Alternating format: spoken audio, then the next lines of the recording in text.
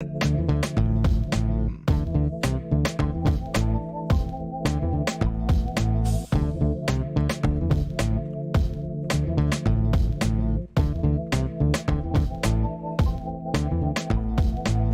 of the free, and you'll know us by the trail of dead. It's just one more world war to complete the set. When you live by the pike, you die by the pith. You die wide-eyed, still pleading the fifth, or crying divine epithets and pathetic attempts at defense. All empathetic for those on your side of the fence. Well, I'll gladly put you and your legacy into an alternate tense of faltering senses and altered events. Like hun, it ain't a hearse, it's a reaper's stretch. Ah, how sweet, she said. Bunch of hordes in the street like it's Evil Dead. Where the thin blue line meets razor's edge. And where the corporate ladder ascends to a steel-toed boot that awaits on the ledge.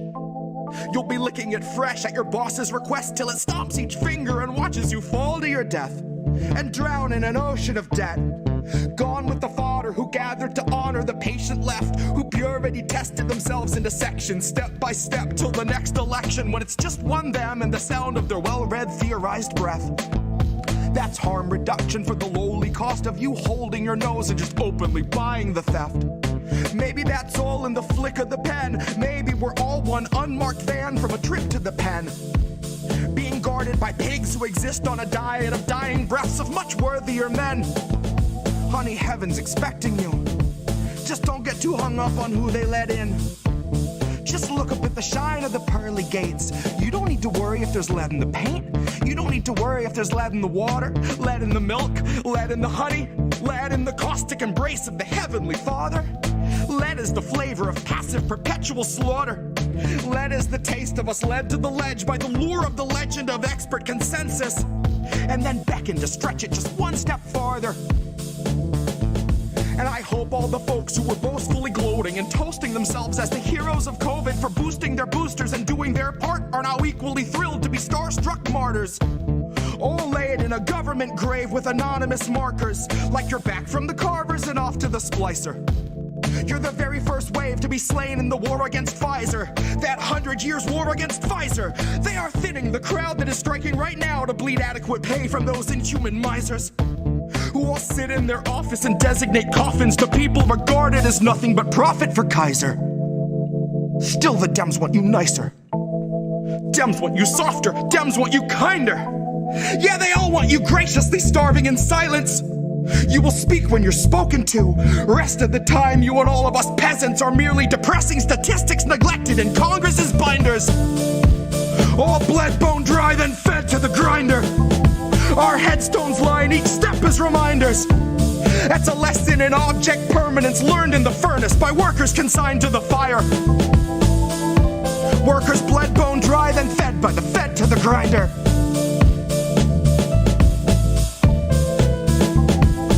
Fed by the fed to the grinder.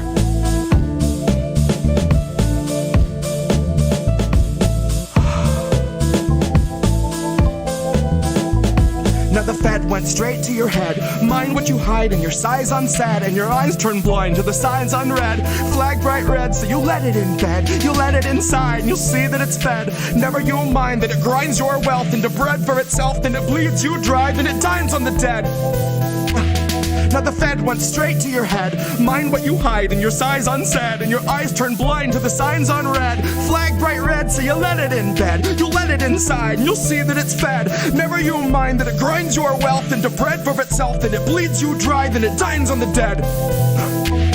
And the fed went straight to your head. Mind what you hide and your size unsaid, and your eyes turn blind to the signs unread. Flag bright red, so you let it in bed. You let it inside, you'll see that it's fed. Never you mind that it grinds your wealth into bread for itself, bleeds you dry, then dines on the dead. The fed went straight to your head. Mind what you hide and your size unsaid, and your eyes turn blind to the signs unread. Flag bright red, so you let it in bed. You let it inside and you'll see that it's fed. Never you mind that it grinds your wealth into bread for itself, then it bleeds you dry, then it dines on the dead.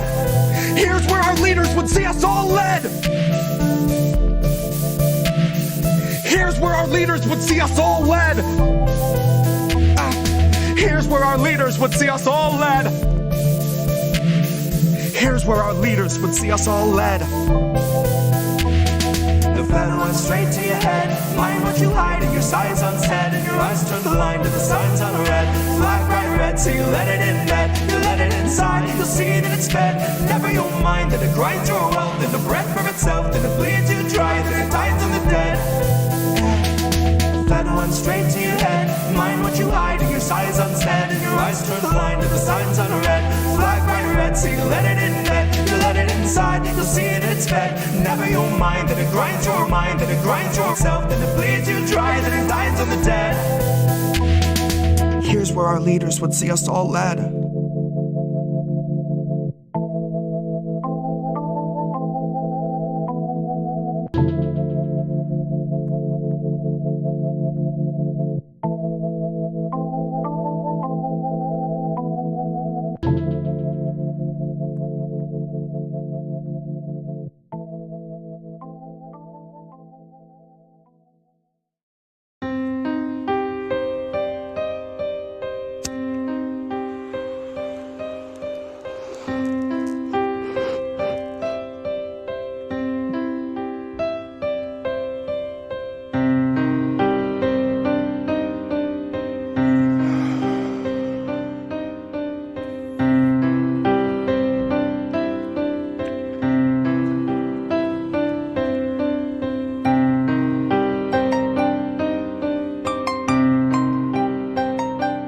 Our society and our world are full of these invented and built up and contrived facades. And sometimes some people come along with a hammer and smash that facade.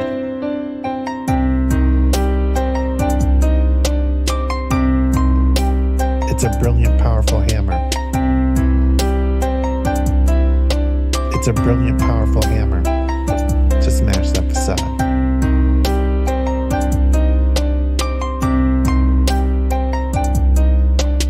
It's a brilliant, powerful hammer to smash that facade. Welcome to the future. Shit where you please. The Wi-Fi's killer, but there's no more bees. So there's hardly any flowers, there are very few trees, and you'll pay $1,000 for some honey for your tea. But we got these awesome collars, mine's an Apple Model 3. It allows for better movement than the Tesla X Elite. It lets you customize the ads that it implants in every dream. And for premium subscribers, doesn't shock you in your sleep. But it doesn't stop there. It can analyze your speech, and if it hears disinformation, then it notifies police. It's a swift re-education, but it knocks you off your feet like your booster every 7th week. I faced the future boldly with 2 eager open eyes, and I picked a couple nuggets up that blew my fucking mind. Like you can taxidermy someone while they're technically alive, and they'll shine when it's election time. See, the Democratic voter base will pay them zero. Never mind if voting for the scarecrow is a vote along their party lines. They could stare into its marble eyes and claim there's something dignified. Unlike real politicians, this one doesn't need an oxygen or kit supply. But its function is the same as those who came before. The goals are never misaligned. It still spends all its working time performing pre-recorded fleecing sessions where it sugarcoats your slow and hungry genocide, while pouring billions into Nazi coffers, all the while selling you the story that we're moments till the MiGs arrive. So fuck it, ask Zelensky if he'll help replace our leaded pipes. Watch a fleet of Penske's show, stacks of bills in every size. Guess it only took a black sun and a couple Heils. Honorary goose step and some Nazi boots a quarter mile, all while Biden sneers his sordid smile. I don't know what was in this morning's vial, but it makes him stare 1,000 yards through all the prompters and the cards like he can smell the nearest child. His eyes are wide and wild, wider than the grave in which another 1,000 families were tossed in as I typed until they rose up to the sky unceremoniously piled. Which sort of flies right in the face of all this network ticker tape where the American economy has superhuman vitals. And sometimes some people come along with a hammer See, I like to think my trial's gonna play like a recital. I'll denounce the world around me and accuse the most entitled, who weaponize their titles, whose pull is something tidal, who'd starve us all to death to best delight their blinded idol. So they might destroy the record, and I will never get to vinyl.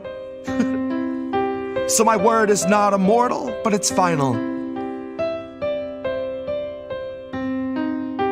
It's a brilliant, powerful hammer.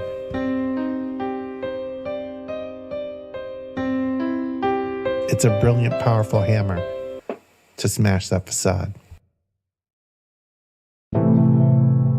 When you are not with where majority of Americans are, then, you know, that is extreme. That is an extreme way of thinking.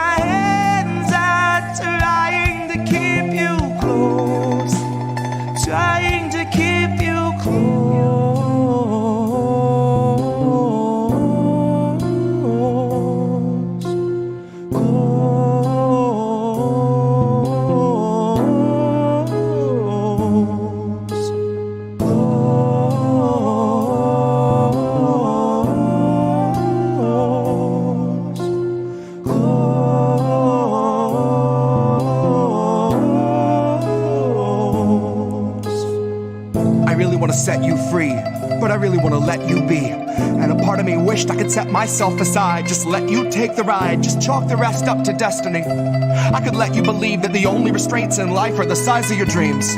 Let you believe each kid grows up with the world at their feet.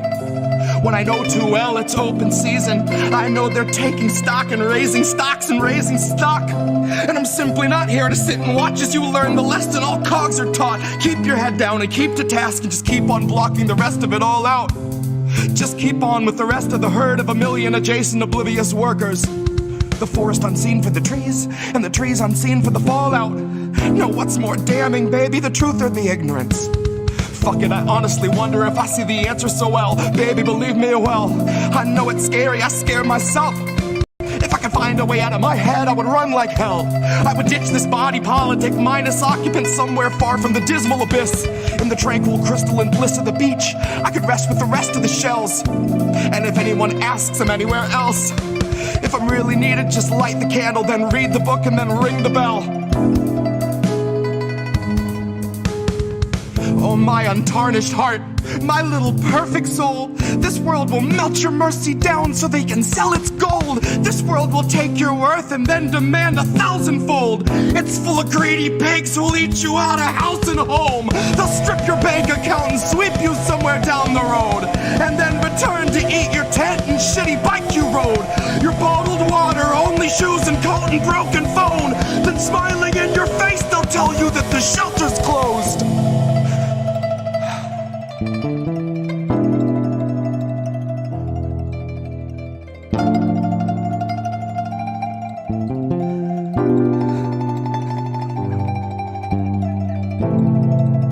When you are not with where majority of Americans are, then, you know, that is extreme. That is an extreme way of thinking.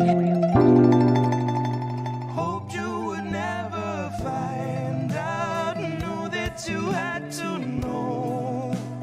Pulling what's left of my mind out, trying to tell you so.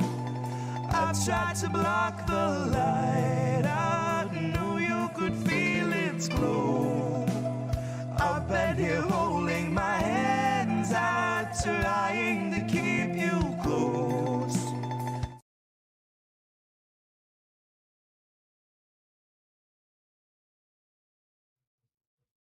What's up, everybody? It's Iron and News.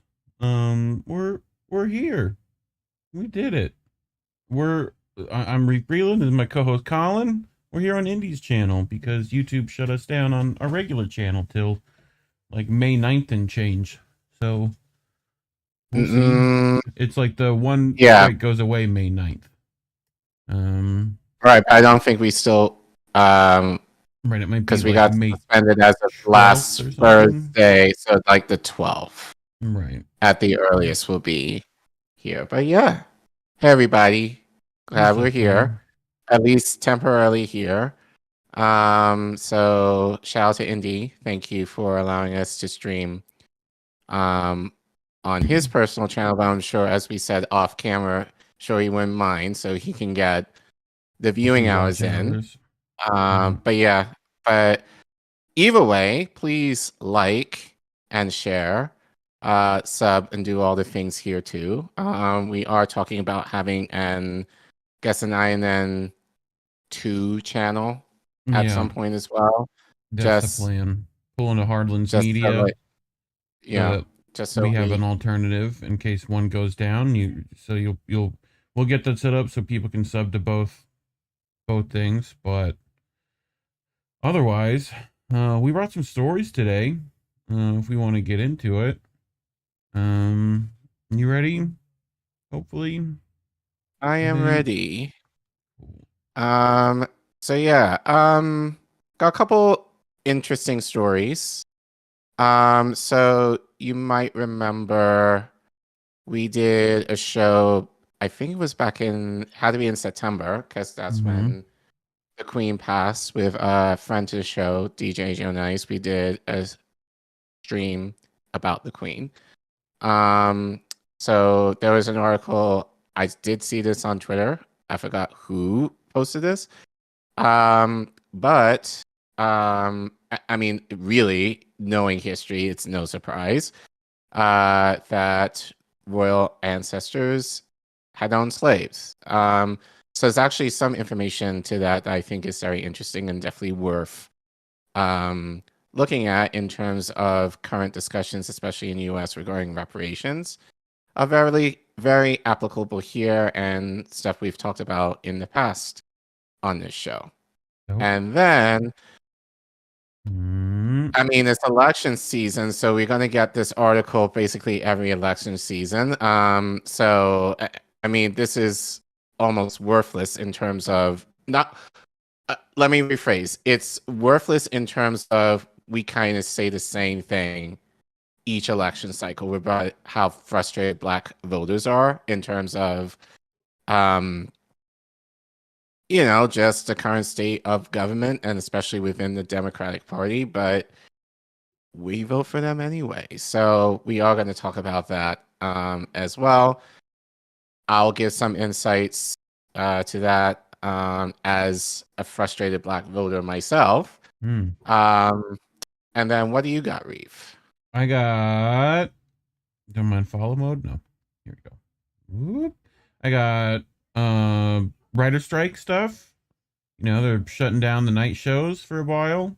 I wish they shut them down forever, but we'll get into it. Got a couple stories on that, and I got some stuff on this Harry Jason and his buddy Chris Mowry. They're on Tim Dillon. They had some interesting stuff that was said, talked about, but we covered a bit of these two, at least this guy, when Jesse was on. Yes. That people should go to the INN channel and watch. It was very good. What was it called? Biden's Influencer Army. That's it. Army. Yeah. It's so funny that you guys did that 2 weeks ago, and I think, not to say it didn't get a lot of attention, but since then, just how everything has kind of popped off in the last 2 weeks. So yeah, stay tuned for this story. You're going to want to watch that. But anyway, you ready to get started, fam? I am ready. All right. So let's get into it. So, oops, too far. I did it. There we go. So as you guys know, if you follow if you care about the royals or like the royals. I don't, even though I am British, believe it or not. British.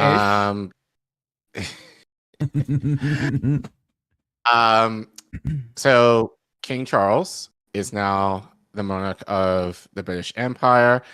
And actually, since the Queen's death, there's been more talks in the UK regarding, the royals and and their role in history in terms of the Atlantic slave trade. And King Charles has said, from what I understand, since the summer, that he supports the idea of a study in terms of the implications of, the Atlantic slave trade to, in our case, Black people in the UK and by extension the Caribbean.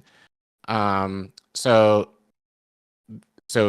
there was a BBC report on this, I believe at the time, 3 weeks ago.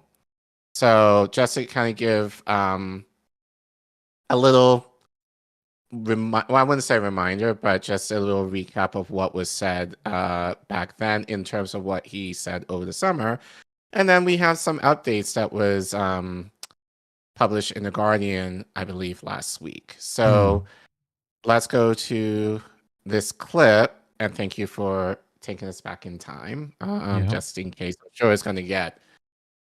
Well, actually, since it's on this channel, we don't have to worry about monetization. Right. Yeah.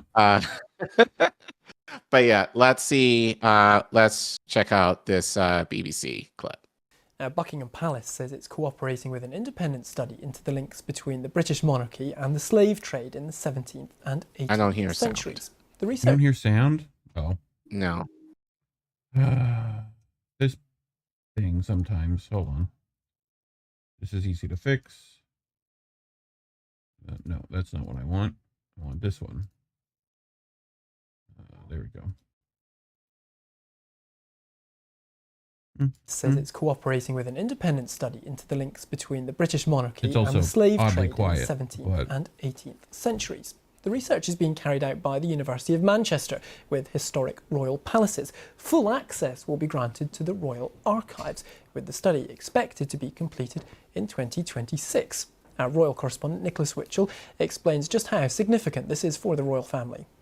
Well, it's clearly a sensitive and important issue, and this study, I gather, started in October, just 1 month after the new king came to the throne in September. It's not expected to report until 2026, and it is in the hands of a researcher at the University of Manchester who has experience in this field. And as you mentioned, Buckingham Palace is making both the Royal Archives and the Royal Collection completely accessible to the researchers. Both the King and the Prince of Wales have expressed their profound sorrow at the implications and impact of the slave trade in centuries gone by. The King, as Prince of Wales, did so at the heads of government meeting at the Commonwealth Conference in Rwanda last year, when he talked about his personal sorrow. I cannot describe the depths of my personal sorrow at the suffering of so many.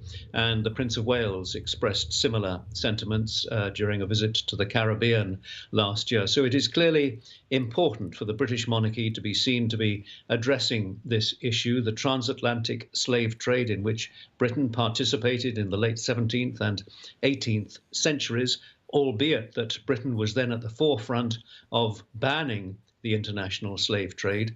But they want to get to the detail of the extent, if any, of any investments by former British monarchs in slave trading companies and whatever other implications there may be. Nicholas, you mentioned investments there. There's often talk about reparations that are paid to people who've been influenced and affected by the slave trade. Is that a conversation you think the British monarchy might have?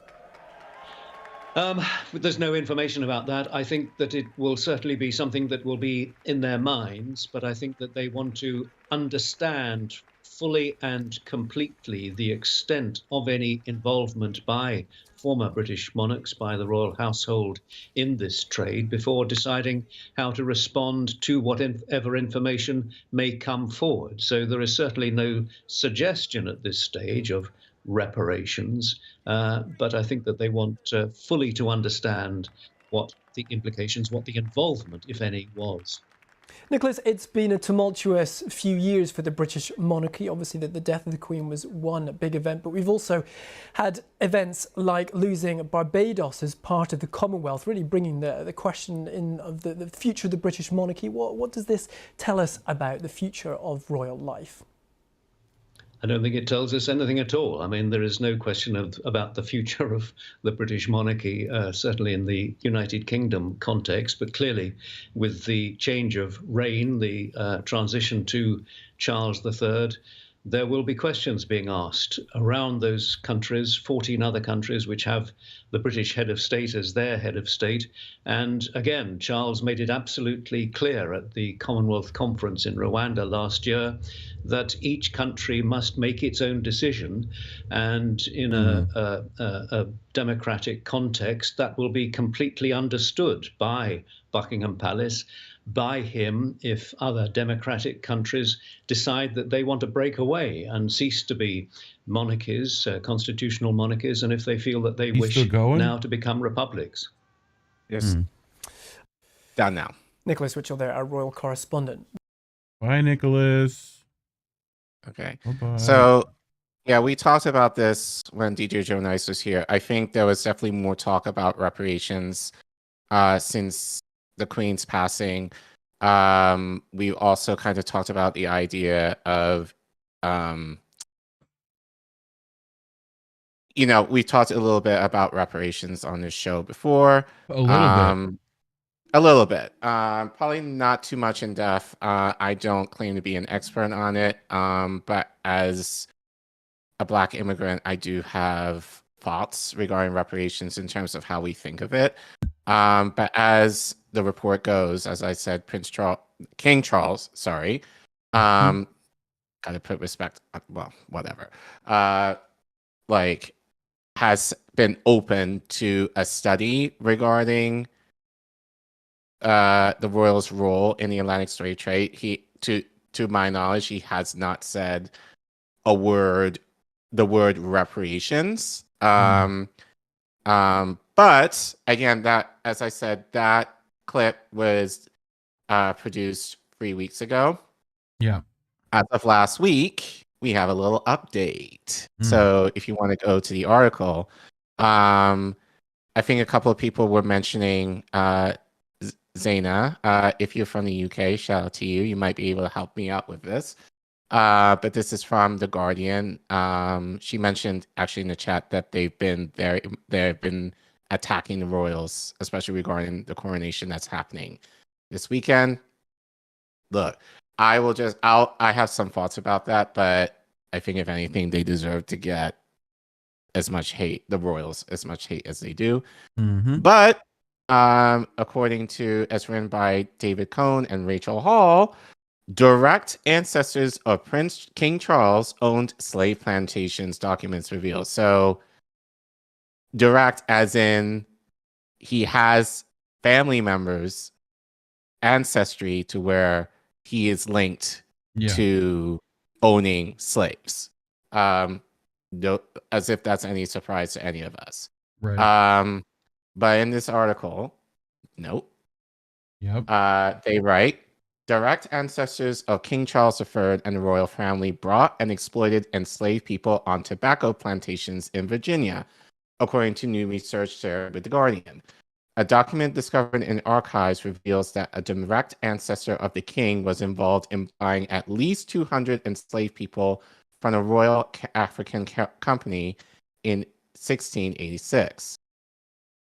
The document instructs a ship's captain to deliver the enslaved Africans to Edward Portos? Close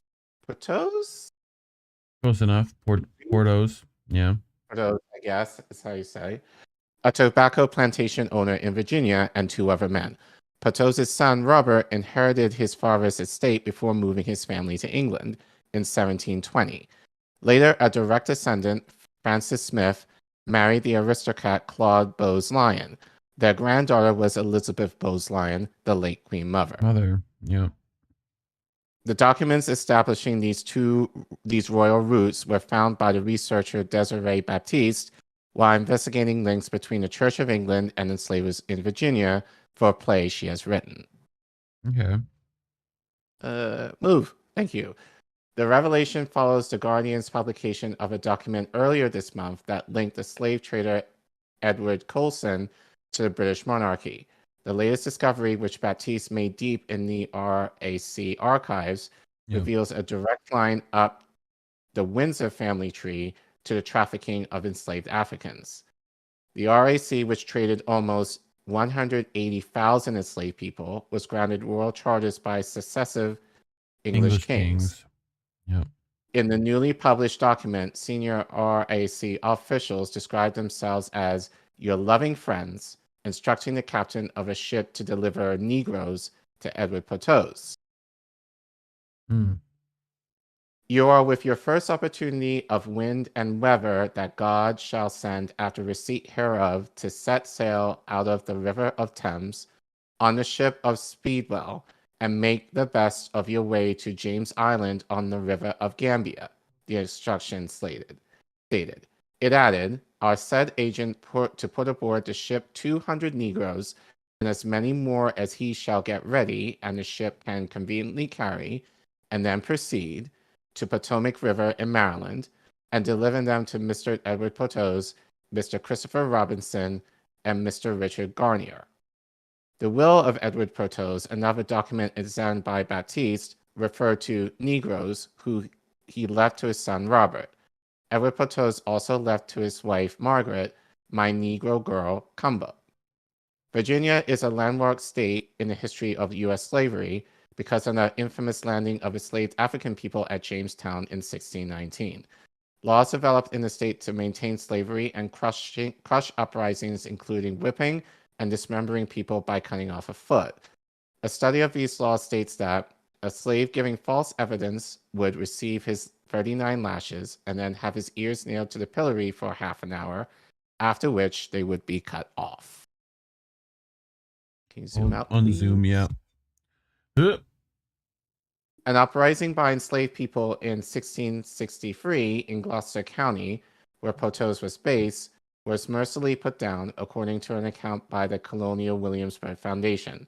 Several bloody heads were dangled from local chimney tops as a gruesome warning to others. Earlier this month, in response to the Guardian's reporting, Charles signaled for the first time his support for research into the links between the British monarchy and the transatlantic slave trade. A Buckingham Palace spokesman said that at the time that Charles took profoundly seriously the issue of slavery, which he has described as an appalling atrocity.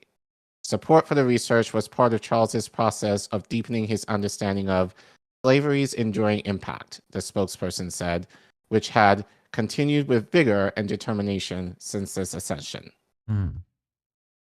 Race equality and reparations campaigners told The Guardian that while they mostly welcomed the support for research, they believe Charles must go further and acknowledge the established history now. A palace spokesperson said in response to questions about the Windsor family's heritage in Virginia that they were unable to comment until after the coronation, which is, as I said, takes place this weekend. Yeah. A spokesperson explained that the media operation was under intense pressure dealing with global interest in the coronation. However, last week, the Bishop of London, Sarah Mulhaley, issued an apology relating to the same Virginia family. A son of Robert Potose by second marriage, a lineage separate from the royal family, was Bell B. Potose, who was Bishop of London for 22 years from 1787. Belle Biv In DeVoe? January... Belle Biv DeVoe, you said? Yeah, Potose. Okay. In January, Fulham... in January, I'm sure I'm getting that name wrong, but... no, in Belle January- Biv DeVoe, you missed it. Belle Biv, Oh. like poison. okay. Anyway. In January, Fulham Palace Trust, which maintains the historic London Bishop's residence, published research on the Potose plantations. It acknowledged that Bishop Potose and a brother inherited their father's large Virginia estate and continued to profit from it as absentee plantation owners and enslavers. Yep. Mulhaley marked the opening of a new Fulham Palace exhibition on transatlantic slavery and resistance by issuing an apology relating in part to Poteau's. I am profoundly sorry for the harm that was inflicted by my predecessors through their involvement with the transatlantic slave trade, Mulhaley said in a statement. It continues to be a source of great shame to us as a diocese. In a play that Baptiste developed from her historical research, the lead character calls on Charles to apologize for the monarchy's institutional and family involvement in transatlantic slavery. The Royal African Company document shows the current king's direct ancestor trafficking newly arrived Africans and profiting from the confiscated lives of enslaved people, like the Negro girl combo left in Edward's will, Baptiste said. This means the royal links to slavery are more than just institutional, they are in their family heritage. Professor Trevor Bombard, the director of the Wilberforce Institute for the Study of Slavery and Emancipation at the University of Hull, said, Charles has given an encouraging response to further research, and this new information shows that further research should be done, showing how extensive the links are of the royal family, aristocracy, and all parts of Britain to slavery. Gotcha. Thoughts or I share? I mean, not surprising, seeing as how they, the Dutch East India Company was British, well, it was Dutch, but through British tradesmen and, partially the British Navy as well, they ruled the waves for long enough, so, you're talking over that, what is it, 200 years almost? Like how much is Britain not only just at the exploitation of the global South alone, but with actual slavery, they definitely had a hand in it, especially the royal family. And we'd be amiss to talk about right now with World Press Freedom Day. Who do they still have locked up in Belmarsh? Julian Assange. Right. So, this seems like a lot of it's similar to how, recently Biden was like, oh yeah, press freedom, it's important. It's the same thing as them saying, sorry, slavery is an important topic we need to talk about. To me, it's just lip service, Yeah. So a couple of things with this. So, this isn't a surprise, but this, as I said earlier, it's pretty much confirmed, that the royal family has ties to slavery. Number one, the fact, Charles, as much as I don't want to give King Charles credit, I do have to admit at least he acknowledges the idea for research, and there's been some movement on that, unlike over here where we have talked about research for reparations for God knows how long. Yeah. Especially in the last election, that everyone and their mother talked about the idea of research. We haven't done it. So, so I think really, honestly, the idea that, and I'm going to get hate on this, but I don't care.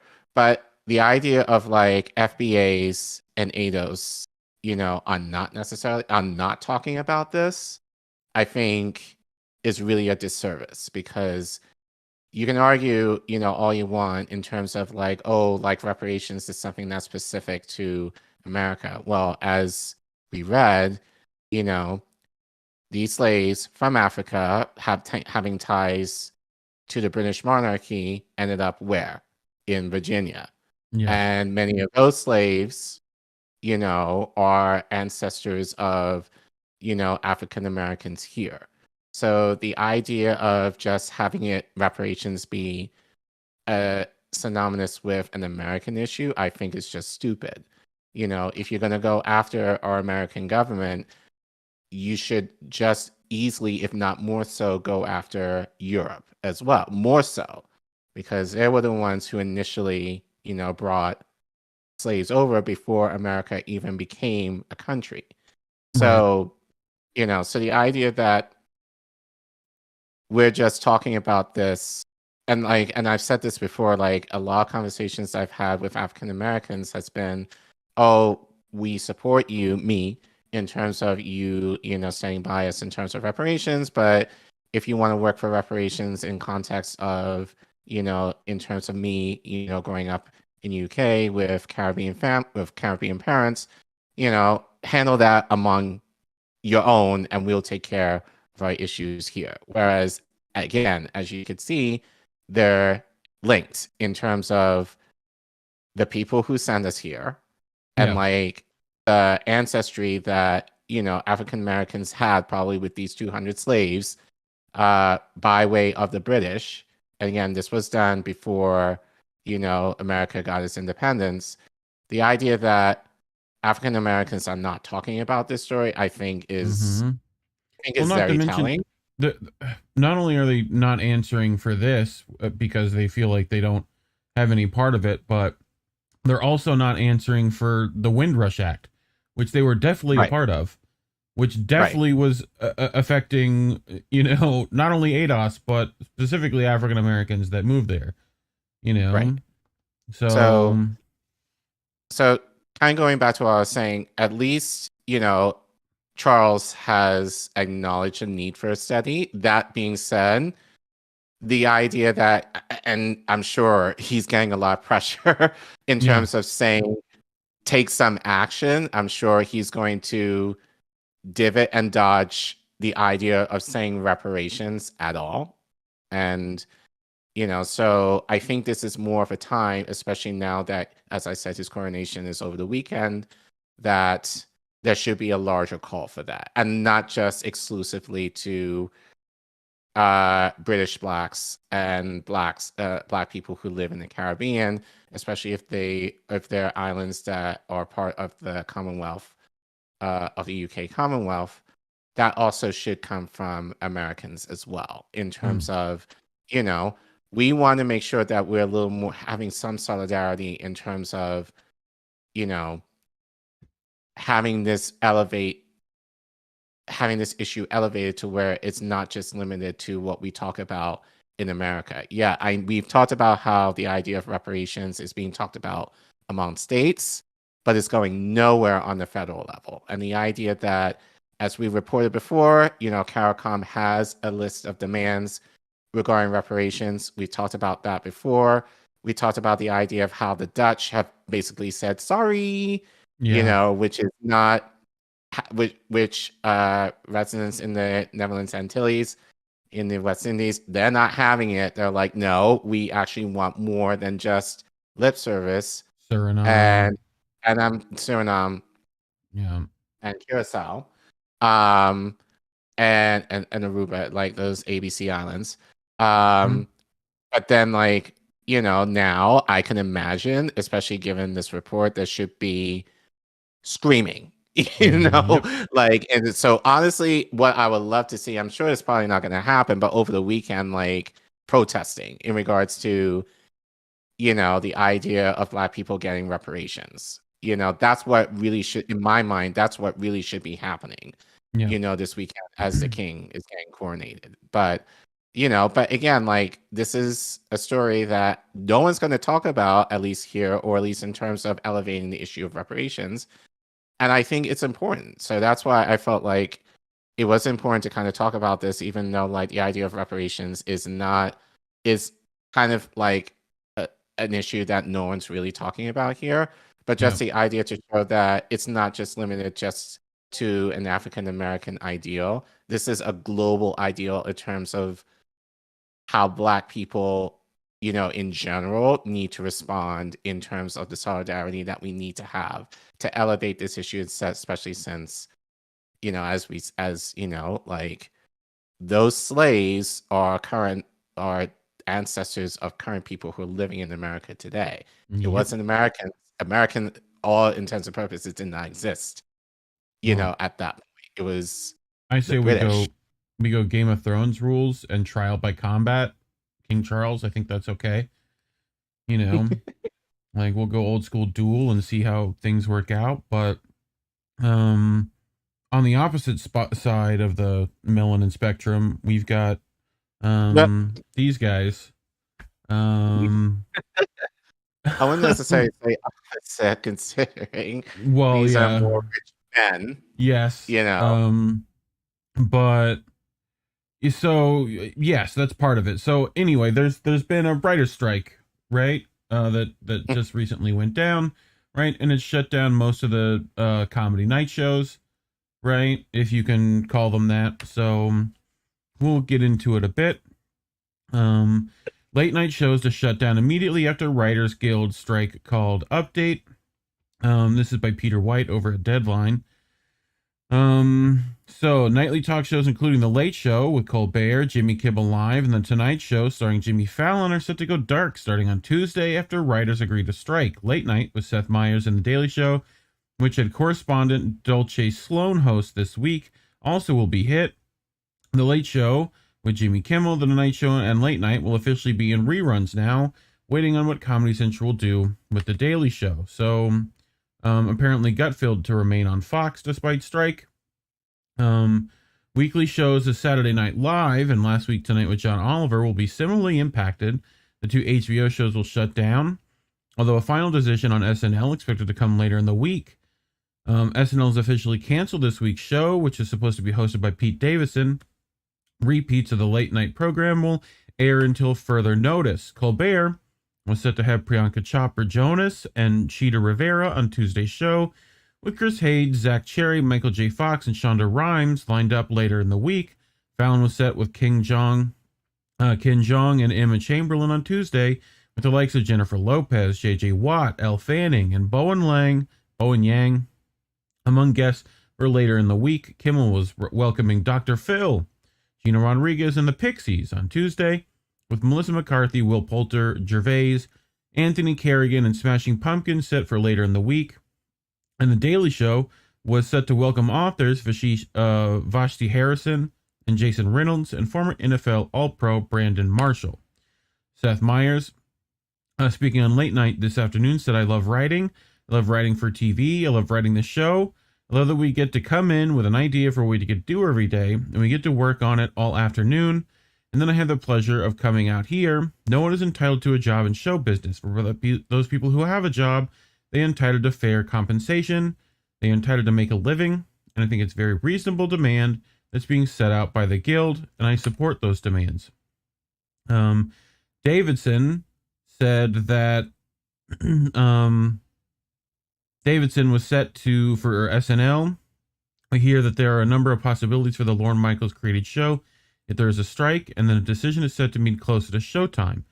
Now we know it's been canceled. Yep. Speaking on The Tonight Show, Davidson joked that he was taking it personally. It sucked because it just feeds my weird story that I have in my head. Like, of course that would happen to me. Two of the nightly, which is so narcissistic, Pete.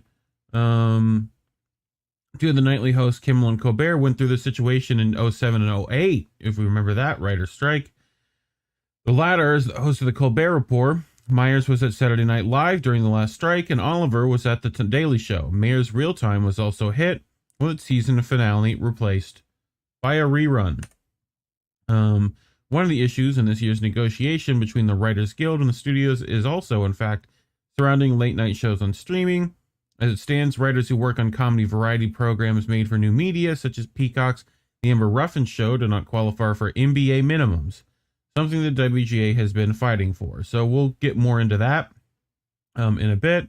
Late night showrunners have told Deadline they will stay in touch with each other as the strike progresses to give a unified approach on the situation, something that didn't happen in 07-08. I have been and will continue to talk to the other shows to see what they're up to, one showrunner said. We've got to support the writers.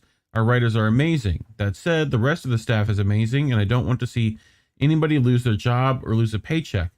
What's the happy medium there? Figuring that out has not been easy. One SNL star told Dateline, we had to think about our crew too. I absolutely support the writers, and I want the writers to get what they deserve and need, but I don't want our crew to be out of work. We can't make this art without each other. So here's Jimmy Fallon, right? And they asked him, this was at the Met Gala, right? And they asked a ton of celebrities about this, but I feel like his is the most pertinent of the ones I found. So we're going to do that just in case Variety wants to come after us.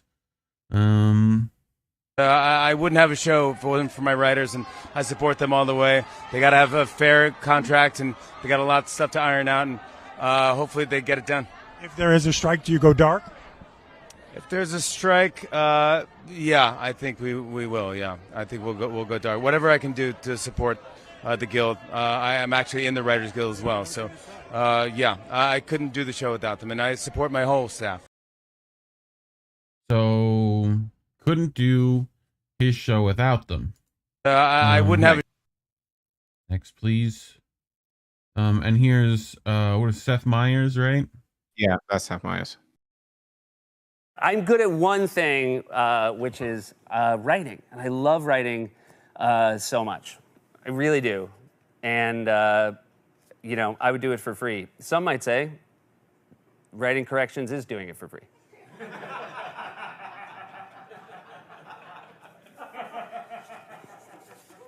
You might notice Pizza Hut's sponsorship ended at 1.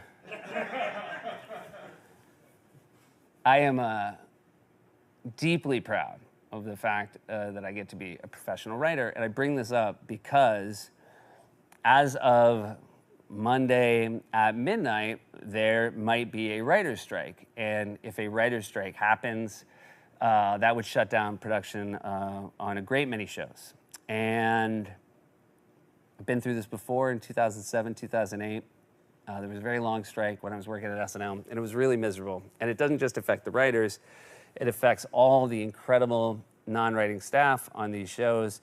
And it would really be a miserable thing for people to have to go through, especially considering we're on the heels of that awful pandemic that affected, obviously, not just show business, but all of us. And so I'm incredibly grateful that there are negotiators for both sides sitting and talking. I'm incredibly hopeful that they can come to an agreement. I also feel very strongly that what the writers are asking for is not unreasonable. And as a proud member of the Guild, I'm very grateful that there's an organization that looks out for the best interests of writers. So if you don't see me here next week, know that it is something that is not done lightly, and that I will be heartbroken to miss you as well. And let's just keep our you-know-whats and see me when you see me. So, no, here. I'm good at one thing. No.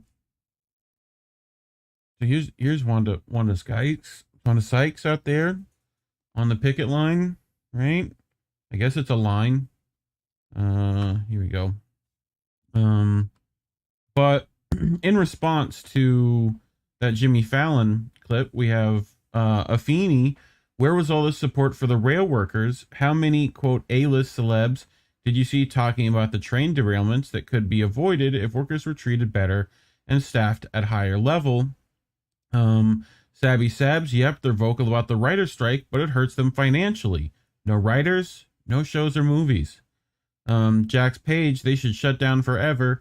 This is a sad and tired format. I only know a few people that watch this drivel, and they are in their 70s.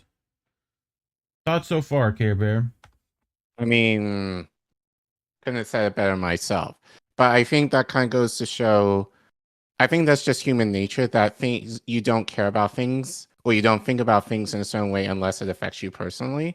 Right. So obviously, like, you know, the writers, you know, I think people don't talk about, you know, obviously we talked about the actors and all, and directors and all that kind of stuff as far as media production like this, but you know, the people who work behind the scenes, the writers, you know, the makeup artists, all those that kind of create the characters, you know, they often go unnoticed with no credit at all. And yeah, I do respect, you know, a lot of these celebrities standing in solidarity in terms of the people who essentially, give them their jobs.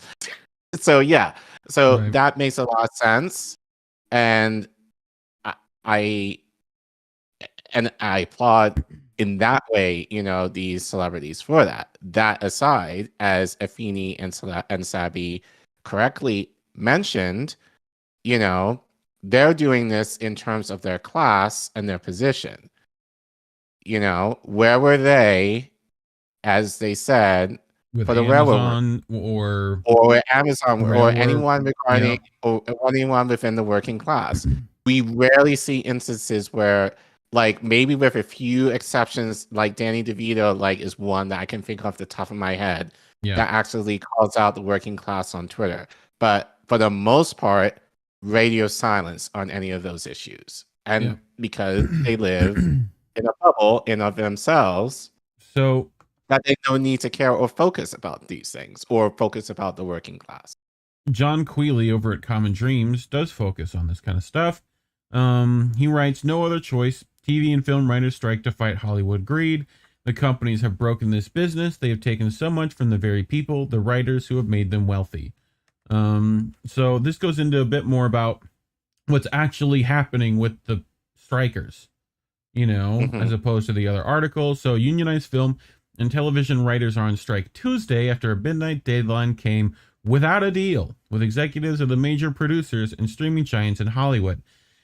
The negotiating committee, representing both the East and West Coast branches of the Writers Guild of America, said in a statement that the strike would be in effect as of 12:01 a.m., and that members who voted last month to authorize a strike if one became necessary would be on the picketing line beginning Tuesday afternoon in both LA and New York.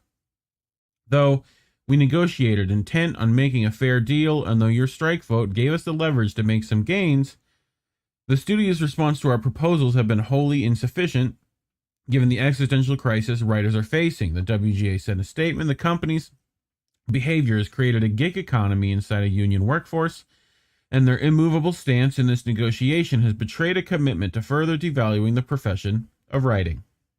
We had hoped to do this through reasonable conversation. Now we will do it through struggles, says the WGA. At issues are pay scales, residual fees, and base employment guarantees from producers for writers working in the era of online streaming and the new distribution models created by giants like Disney, Netflix, Apple, Amazon, NBC Universal, Paramount, Sony, and Discover Warner, some of the largest and most profitable companies in the entertainment industry, under the umbrella of the Alliance of Motion Picture and Television Producers. If they could do without us, they would, said television writer David Slack in support of the union. If they could break us up, they would. They can't. They won't. According to the LA Times, although streaming has been a boon for television, it's been upended how writers are compensated. Writers say that they work longer hours for less pay, and they no longer can rely on a steady stream of residual income they used to get in the days of broadcast TV when successful shows lived on for years in syndicated reruns or the once lucrative home video market. So the median weekly pay for writers producers declined 23% over the last decade when adjusting for inflation. According to WGA survey, when accounting for inflation, screenwriter pay declined 14% in the last 5 years. The WGA said because of the producer's unwillingness to budge on key demands, we must now exert the maximum leverage possible to get a fair contract by withholding our labor. David Goodman, co-chair of the negotiating committee, told the LA Times that the need for a strike became increasingly evident over recent days of bargaining. It was really very clear that the companies were unwilling to move on many of the important issues we raised, Goodman said. They kept wanting us to give up things that we just wanted to talk about, and so as a result, we realized that they didn't want to make a deal. The union said the exploitation they suffer as writers is clear to see, but that it will not be tolerated any longer by an industry that disregards the key role they play in creating the shows and movies that audiences pay to enjoy. Here is what all writers know. The company have broken this business. The WGA committee said they have taken so much from the very people, the writers who made them wealthy, but what they cannot take from us is each other, our solidarity, our mutual commitment to save ourselves and this profession that we love. We had hoped to do this through reasonable conversation, the statement continued. Now we will do it through struggle. For the sake of our present and our future, we have been given no other choice. We had hoped to do this through reasonable conversation, the statement continued. Now we will do it through struggle. For the sake of our present and our future, we have been given no choice. Just wanted to double read that. But anything to add? I mean, we talk about labor a lot here, and this kind of goes in line with that. The only difference is this deals with celebrities. That's really the only difference. Well, and I've seen some people talk about how this is like, well, these people already make a ton of money, and these people blah blah blah. Yeah, but like solidarity anyway. Like, right. No, and actually, no, writers don't make a lot of money. So right. I would say it depends on the show.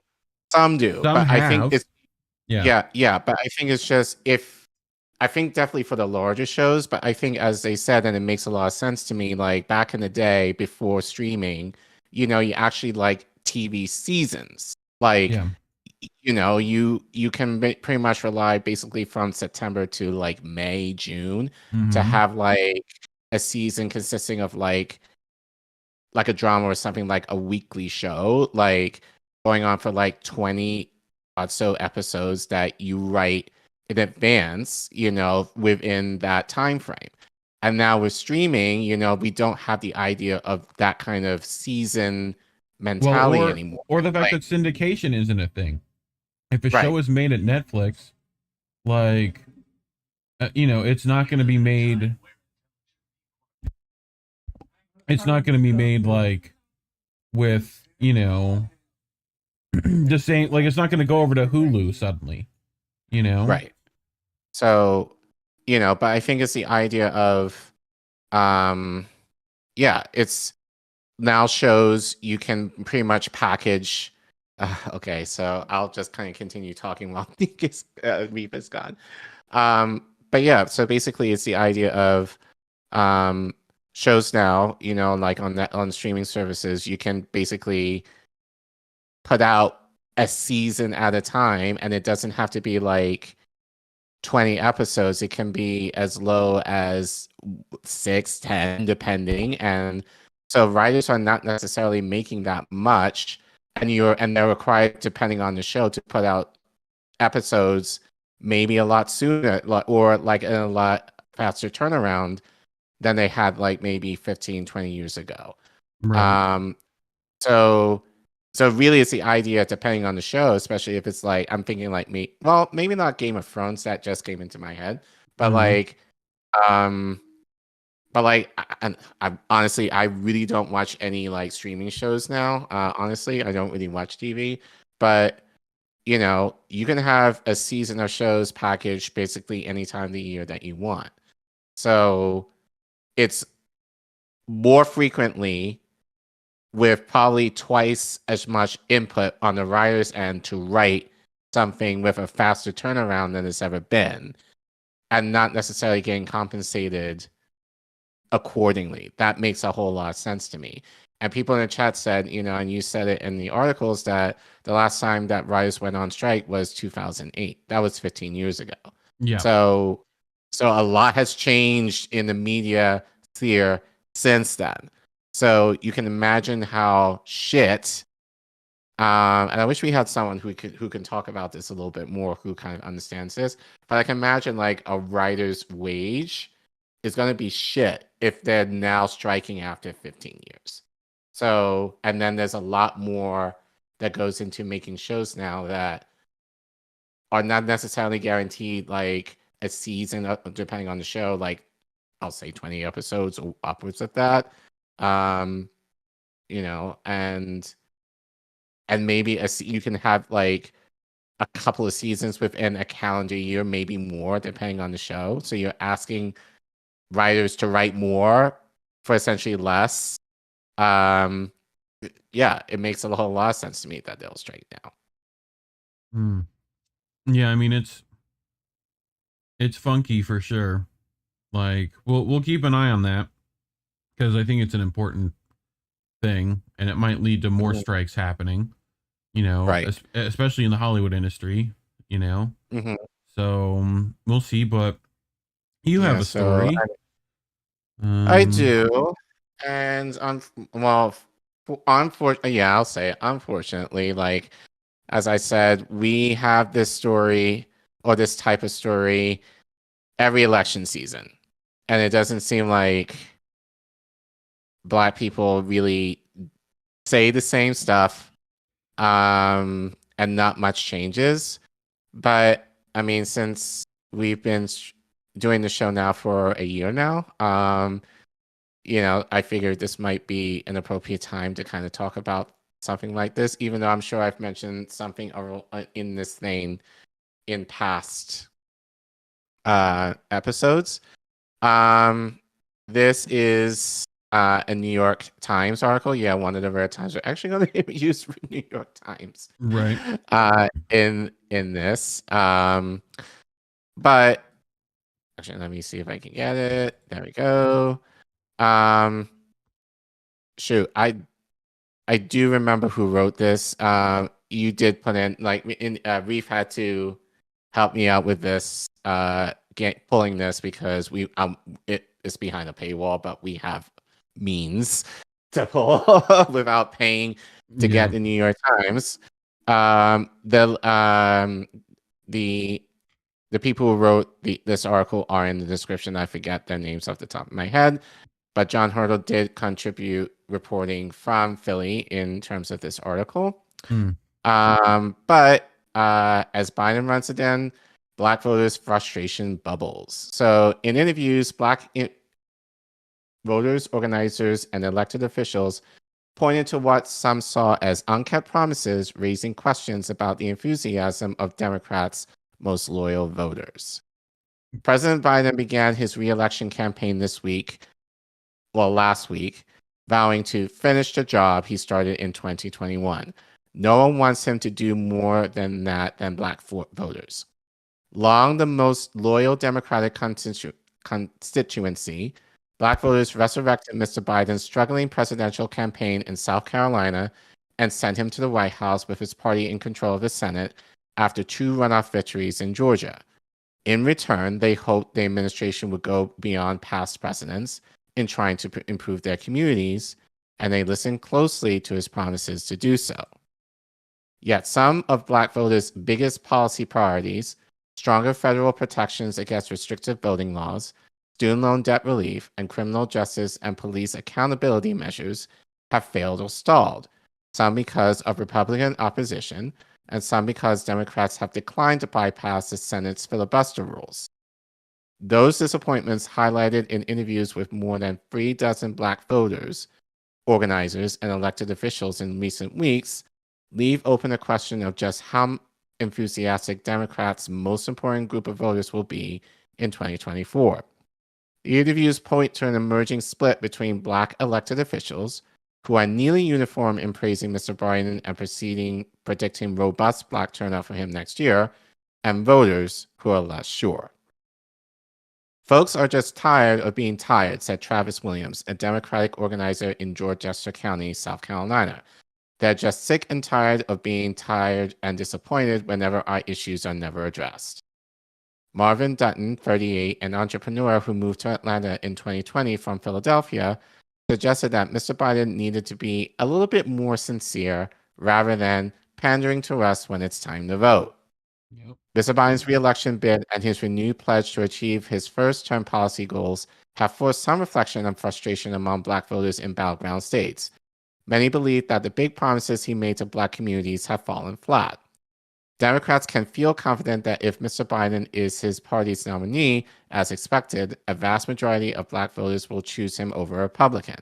But the question for the party is whether Democratic voters will bring the same level of energy that led to Mr. Biden's 2020 victory. Any thoughts so far before I continue? I mean, sounds like what we hear all the time, you know, from multiple people, you know, and that he again needs the Black vote and doing nothing to get it, you know. But I think and we'll read more interviews in this article, but just the idea of people saying, you know, oh, he needs to do more, you know, he's failed us or whatever, but no one's necessarily making demands of him now, being like, I'm not going to vote for him. Like, I am not, you know, so there's not necessarily any talk of that. It's just the idea, oh, yeah, but, you know, the implication is, well, we'll vote for him anyway. That's kind of the implication. And so, yeah, it's just kind of the same song. And I'm sure, like, you know, like the New York Times is kind of having that bias, or not necessarily fully, you know, but it just makes us, I'm just kind of tired of this, because it just makes us look weak in terms as a community, in terms of, oh, we know that Biden is shit, but we're going to vote for the Democrats anyway, because, like, even the Republicans are going to be way worse, although I argue probably not, you know, like, bad is bad no matter how you slice it, especially among the Black community. But then it's the idea of, like, no one is saying anything in terms of, like, withholding votes or pressuring or, like, anything in terms of, like, okay, what do we have to do to ensure that we get what we want?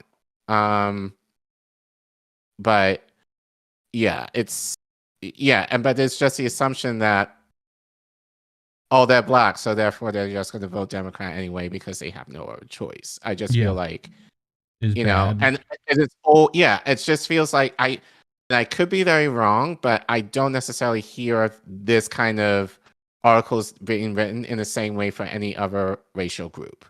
You know, it's always like Black people who are like, yeah, we have major issues that we never have addressed. We vote Democrats in to address those issues. They give us lip service. They don't do anything. And we're just like, you know, like, you know, we want this and not doing anything. But, you know, that's pretty much what it is. Rinse, cycle, repeat every election. Yeah. Anyway, in his campaign announcement, which we reported on last week, Mr. Biden made no secrets of the importance of Black voters to his re-election. The Biden allies with the most airtime in his 3-minute video, aside from his wife, were Vice President Kamala Harris, Justice Ketanji Brown Jackson, and the Reverend Al Sharpton. I have not found a lack of enthusiasm, said Representative James E. Clyburn of South Carolina, who was Mr. Biden's most important Black surrogate in 2020. I just haven't found it. And people keep saying it, but it's not there. On Friday, Mr. Clyburn's annual fish fry. I'm going to leave that alone. You know. So for those of you who don't know, so Clyburn basically has a fish fry every year where, you know, basically he invites his constituents for shitty fish, and drinks, you know, and drinks or whatever. So it's just a way for him to woo his constituents to be like, vote Democrat. Yeah. That's basically what it is. So basically bribing people with, as I said, shit. Yeah. Probably not even free. No.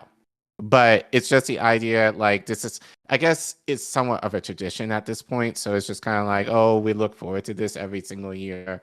And again, it's just the idea of, like, no one's going in, making demands, asking by Clive. They may be, I don't know. But my assumption is they go and eat the fish, go home, and just, you know, rinse and repeat. You know, just the same old same dance every year. But anyway, just to give you some context there. On Friday, Mr. Clyburn's annual fish fry, which brings together candidates and hundreds of South Carolina Democrats, offered an early look at that enthusiasm. The state party is preparing to hold its presidential primary first in the nominating process, a move Mr. Biden and the Democrats said was made to give Black voters more influence. No, it's because if Biden were to do it normally, like if he were to go through Iowa and New Hampshire first, the chances are that he's going to do shit in those states, kind of similar to, kind of pretty much a repeat of what happened in 2020, South Carolina is basically what saved his ass. So they're going to do it. So that's why they're making this shift to South Carolina so that black voters allegedly will give him the edge so that he can hit the ground running, and basically every state more or less can follow suit from there. So basically, you know, like South Carolina is being used as a pawn because Biden is so weak in terms of his electability that they need, you know, South Carolina to kind of set the tone for everybody else to kind of fall, every other state to kind of fall in line with him being the nominee. Which, I mean, what does that sound like to you, Reef? I mean, it sounds like same old crap as always. Yeah, but it also sounds like there's leverage there that people are not utilizing to their advantage either. Yep. But anyway, Mr. Biden's allies maintain that his administration has delivered for black voters, but he has failed to trumpet some of his progress. Okay. Since taking office, he has provided billions of dollars for historically black colleges in where? And he has appointed more black judges, including Justice Jackson, to the federal bench than any other president. Okay. Black unemployment is at a record low. What kind of jobs are they? The economy, a top concern for black voters, has recovered from its pandemic doldrums, though inflation, which spiked last summer, remains higher on a sustained basis than it has been for decades. Says the paper that right now people can afford bread, milk, and eggs. And our minimum wage has not gone up. Yep. The president and vice president have made issues black Americans care most about a priority and are running to finish the job, said Kevin Newell, a spokesman for Mr. Biden's campaign. The campaign will work hard to earn every vote and expand on its winning 2020 coalition. But there is evidence of a drop-off in black voter engagement during the 2022 midterm election, although the results were broadly seen as heartening for Mr. Biden and his party, despite Republicans winning the House. The share of black voters in the electorate dropped by 1% nationally from 2018 to 2022, the biggest drop of any racial group measured, while the share of white, college-educated voters increased, according to data from HIT Strategies, a Democratic polling firm. Yeah. It does not take much of a decrease in black voters to alter the outcome of elections in the most competitive states. In 2020, Mr. Biden won Arizona, Georgia, Nevada, and Wisconsin, each by fewer than 35,000 votes. The number of ballots east for Democratic Senate candidates by voters in Milwaukee, home to a large majority of Wisconsin's black population, dropped by 18% from 2018 to 2022, while the statewide turnout remained the same, according to Wisconsin voter data. Had Milwaukee delivered the same margin for Democrats in 2022 than it did in 2018, Mandela Barnes, a Democrat, would have defeated Senator Ron Johnson, a Republican. The city's mayor, Cavalier Johnson, attributed the difference in part to Republican efforts in Wisconsin to make voting harder, particularly after Mr. Biden's narrow victory there in 2020. Mr. Johnson cited an array of Mr. Biden's accomplishments for black voters. He appointed the first black woman. He emphasized the creation of manufacturing jobs, which were once the heartbeat of Milwaukee, but have moved overseas. And Mr. Johnson added, black voters credit Mr. Biden for trying to make voting laws less restrictive, even if its efforts failed. There is no try, though. Right. So, and then even then, it's like, not vote for the people that you want, but in this case, vote for the Democrats. Yeah. They know that Joe Biden stood in the breach and stood up for them and fought to build the economy that's beneficial for people of color, namely African Americans, and also fought against some of the hate and discrimination against people of color. And you know how much trouble I have reading this dribble. I know. I know. Some Black voters said in interviews that their frustration, much like the frustration I have with this, with the pace of change promised by Mr. Biden in 2020, had led them to question whether they would support him again or perhaps sit out the next election. Yes, please do that. Please do that. Jennifer Roberts, 35, is a lifelong Democrat and was one of the Black Georgians who helped elect Mr. Biden and Senators Pastor Raphael Warnock and John Ossoff. Yep. She was confident in 2020 that Miss Harris, the first woman of color to become vice president, would use her background to advance policies related to women of color and was praying for them to win.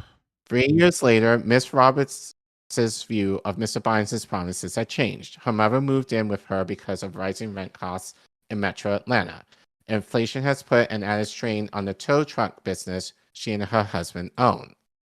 Miss Roberts now says she would support former President Trump if he were the Republican nominee next year. What she wants and has not yet received is tangible help. Right. Right. And she believes Mr. Trump's economic policies could possibly provide it. I understand he's tried, she said of Biden. No, you don't. When you don't address the things directly, when they don't go according to what you said publicly they were going to, you can't just kind of sweep it under the rug.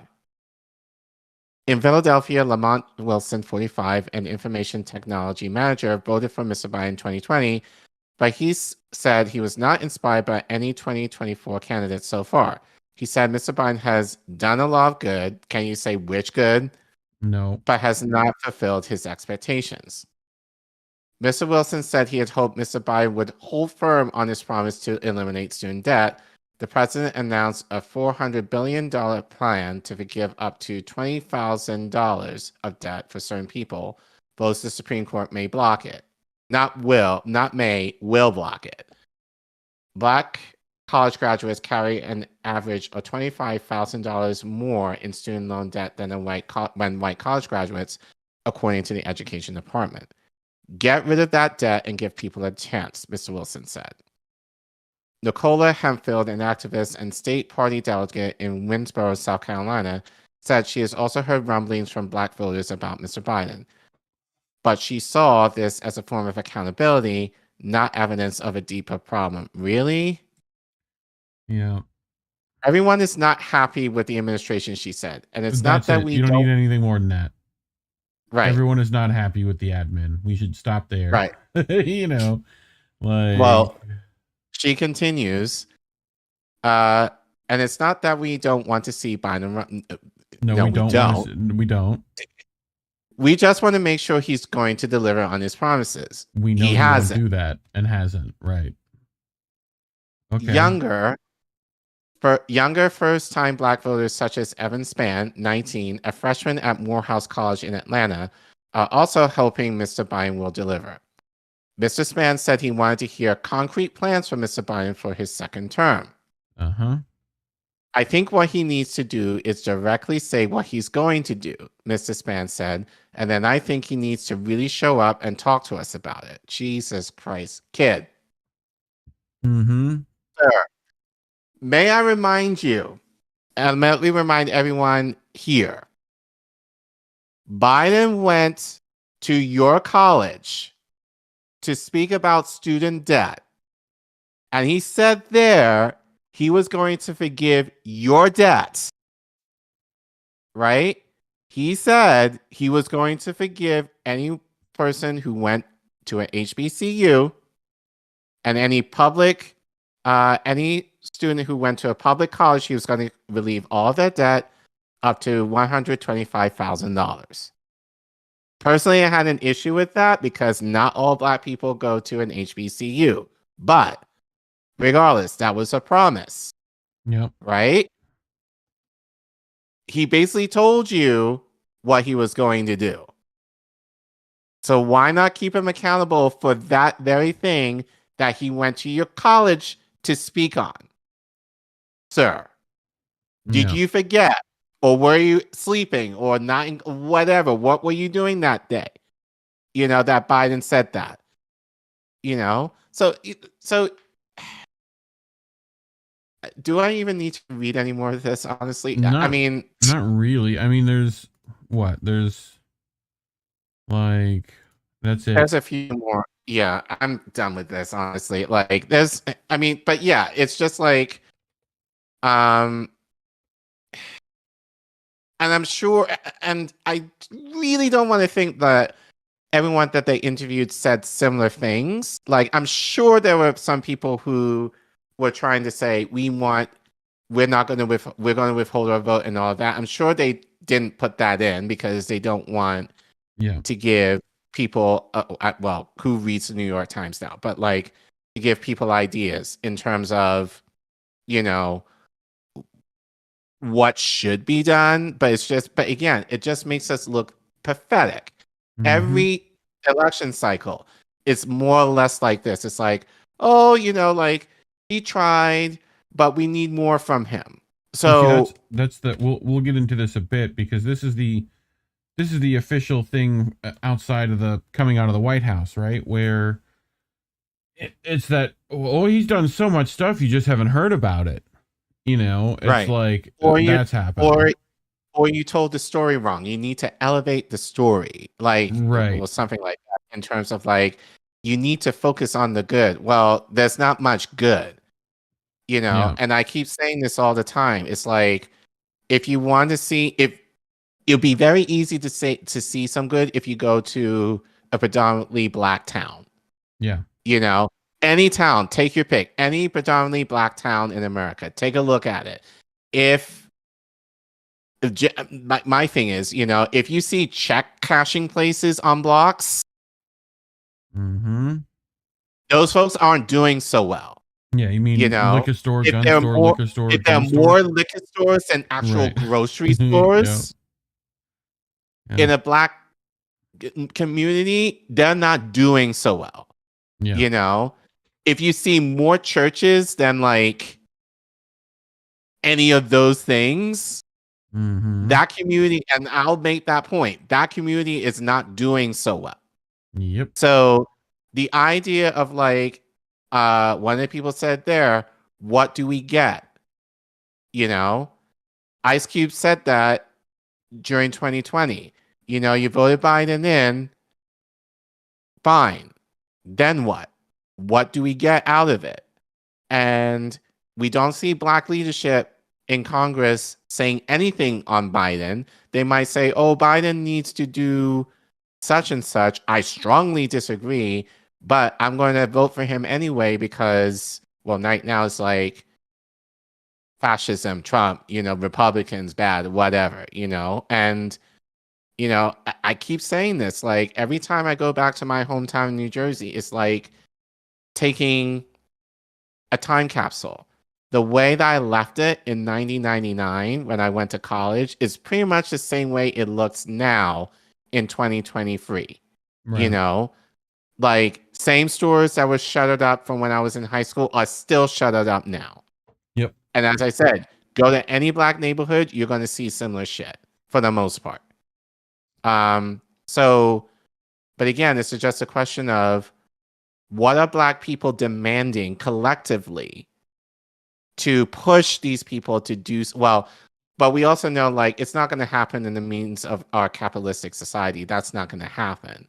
But there still needs to be that solidarity among black people, or making that demand collectively as black people in more of the radical tradition that we had, like in the 50s, 60s, to push for that change that we want to see, and to get the economic tangibles that we want to see. And again, it's just, there wasn't any talk of that in this article. And I'm sure in a lot of ways that was on purpose, to not have people have the idea of like, these are the things that we should be asking for. It's the idea of like, oh yeah, well, he didn't do anything, but just do better next time around. Yep. Terrible. Yeah. So I think you have a story to kind of goes along with this, kind of. So I don't know if people, hopefully you don't know who these two children are, but we covered this. Well, I'm sure our audience does, because they're super smart and very aware, and like they've been getting the business the last really week. And they've been seeing them around, but we got We got Harry Sisson and Chris Mowry, I think is his name. I think so, yeah. And this is one of this guy we covered with Jesse not that long ago, as well as another member of essentially the Biden administration is reaching out to influencers, right, to try and influence things, mainly this election, right? Mm-hmm. And so much so that they're willing to make like a briefing room essentially for influencers, was what we covered last time. But these two guys did this little video, which I'm going to force you all to watch. Don't worry, they're short. Again. We're gonna get through it. What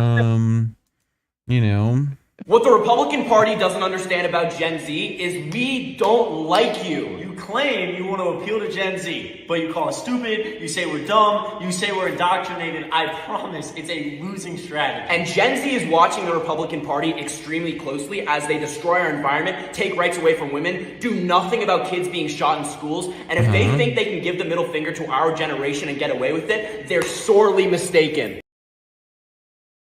So that's the first video, right? And everyone laughed at this and reamed them out for it, and including INN member BigMadCrab did his own parody video, which we will watch now. The Democratic Party doesn't understand about Gen Z is that we don't like you. Claim you want to appeal to Gen Z, but you call us stupid. What else do we know about this population, 18 through 24? They are stupid. You call us privileged. The younger generation now tells me how tough things are. Give me a break.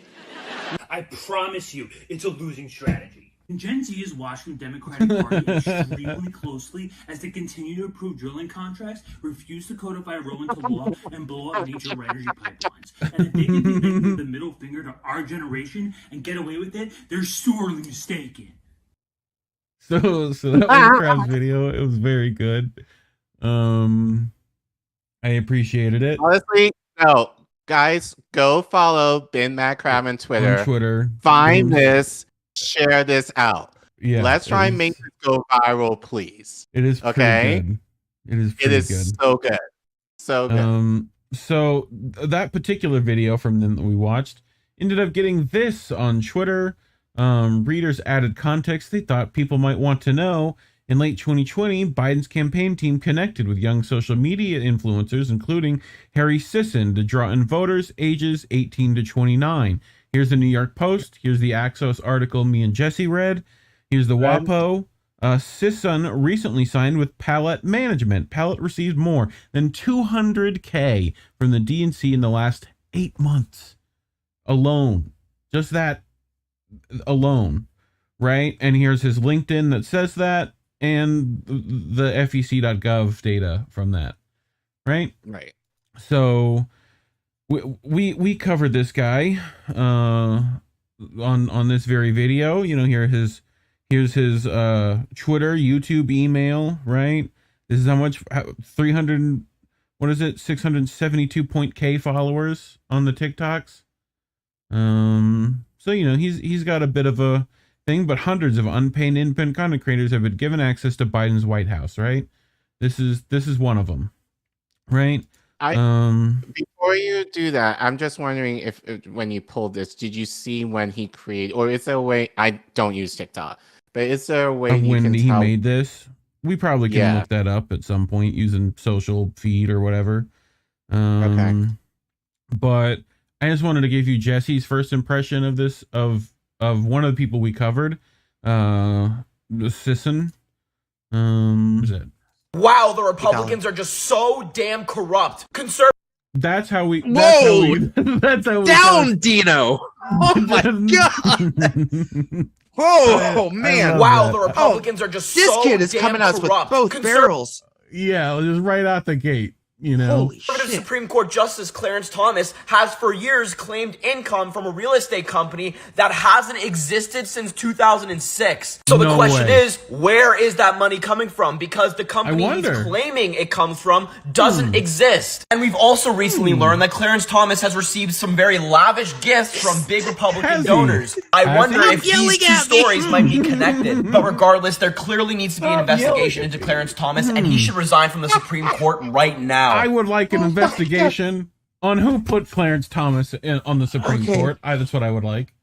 He is not paid, but he is heavily compensated with methamphetamine. Yes. Because holy shit balls. Trump left. Oh, man. Shout out to Jesse. We love Jesse. Jesse's so much fun. But we didn't cover this guy, so I figured I'd give you the chance to react to his little partner in crime here. Okay. So let's roll this bean footage. I'm riding with Biden in 2024. Inflation Reduction Act, American Rescue Plan, CHIPS Act, lowest unemployment in 54 years, gun reform, largest investment on climate in history, largest investment on mental health. And he's opening up the Arctic drilling. Okay, but you notice, like, and this is what I'm noticing, like, just immediate, like, because they can't give any specifics on what Biden has done tangibly, so they just rattle off, like, he did this act, he did this act, he did this act, he did this, but no specifics as to how that has helped. Or what any of those things did, or how it helped, or whatever, right? What they even mean. Like, and this is just a script they've been given. Are you going to mention the Willow Project, sir? One of the other guy did, right? We covered that guy. Do you remember? He was one of the shit libs talking about the Willow Project that we pulled in, and you were like, "Oh my god!" It's like he was blaming everyone else, and he was like, "People are saying that this is Biden's fault," and and it was bad. In history, huge investments in infrastructure. This guy has been phenomenal, and as it stands right now, he is the choice for president in 2024. It's just so. It's obviously so fake. You know, like it's like you can't convince me. I mean, maybe you could with some, but it's like it's so obviously fake. It's just so nauseating. Like in response to that first video, we have this, right? So they ended up making a response to that, and then they deleted that response. Luckily, we grabbed it.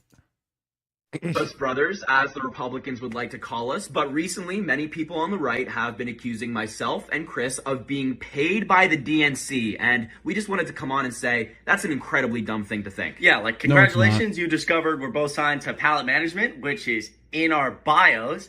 And Pallet's a huge company, right? They do marketing work, they do management work. So they receive that money to do marketing and to cover travel expenses separate from what we do. So we haven't seen a dime of that $200,000. Like, so how are you paid then? Right. Do you really think I would dress like this if I had $200,000? Yes, that hoodie probably cost you $150. Like, and again, it's all public information. What is it, Abercrombie and Fitch? Is that you're going back like? And we're also discovered we're Democrats, and we're going to vote for Joe Biden, which I think most people already knew. And look, if the DNC is handing out checks, we should be first in line to receive them. But that's what? No, if anything, you'll be paid last. Right. But I'm sure you guys are what, 20 or whatever? I'm sure whatever you get paid, even though it's little, will be a nice set of chump change for you, sir. Right. It's simply not happening, and we haven't received a dime from the DNC. And we want to make it clear, we're perfectly happy to work with organizations that share our vision. So if someone reached out to us and say, hey, we're trying to make sure the environment is protected, would love to work with them. But we are simply not working with the DNC, and we want to reiterate that everything that's been posted on social media is public information. This is not a home run story. It's all out there for everybody to see. Yeah, and at the end of the day, we're going to go continue our normal content like people want to see. Maybe we'll go hang out with Hillary and Hunter on an island or something, but not the home run story you think it is, and we love except it is the home run story we think it is, because everyone's eviscerated you for it. Right.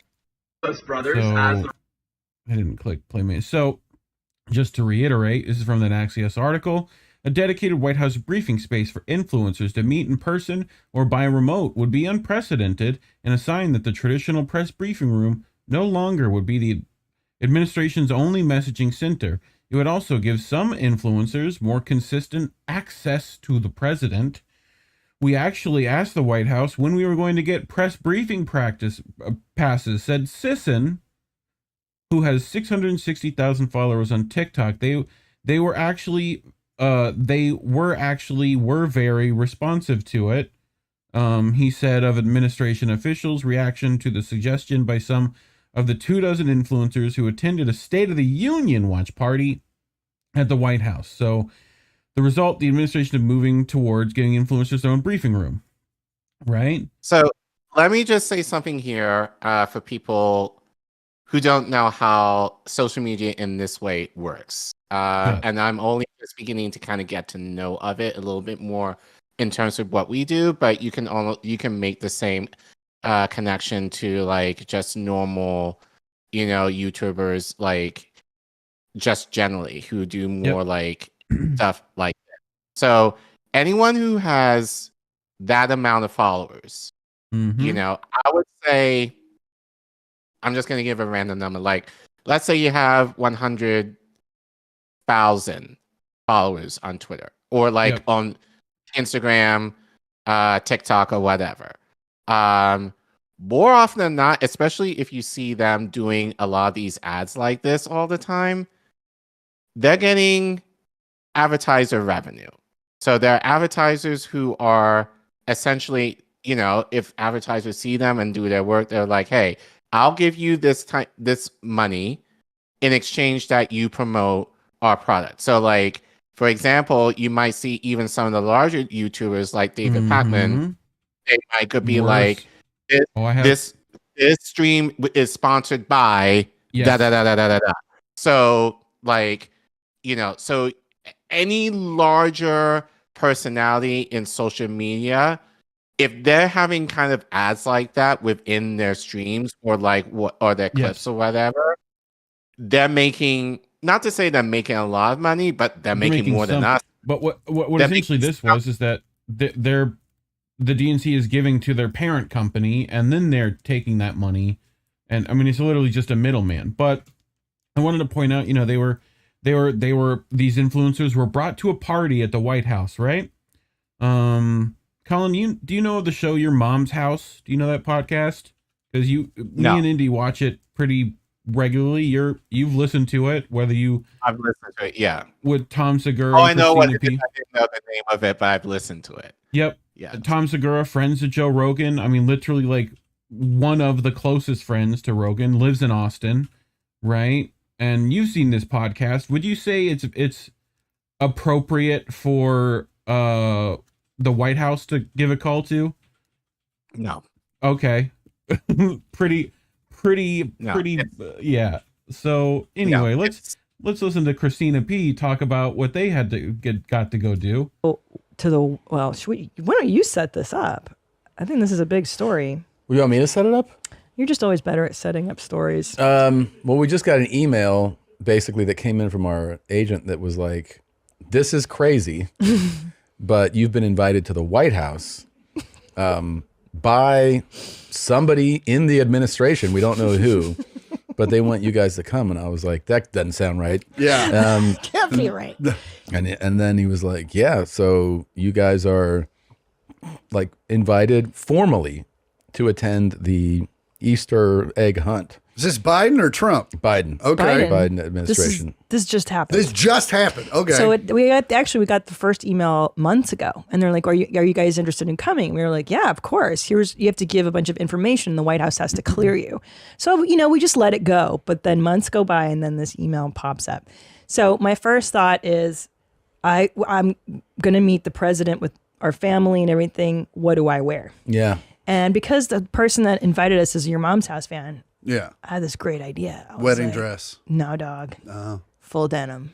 Denim on denim on denim. Denim on denim because it's jeans. It's a jeans world. Oh. And I excitedly text my husband I was like, dude, I'm gonna wear fucking the Canadian tuxedo to meet the prez. And he goes, hell yeah, that's a great idea. And then I text Agent Jeans and I was like, I'm gonna wear the Canadian tuxedo. And he's like, please don't do that. Your children one day will want to see the photograph. That's what he of their said. Mother. He was like, your kids You don't wanna will do that. be like 20 and be like, look at these photos, and be like, the fuck are you wearing?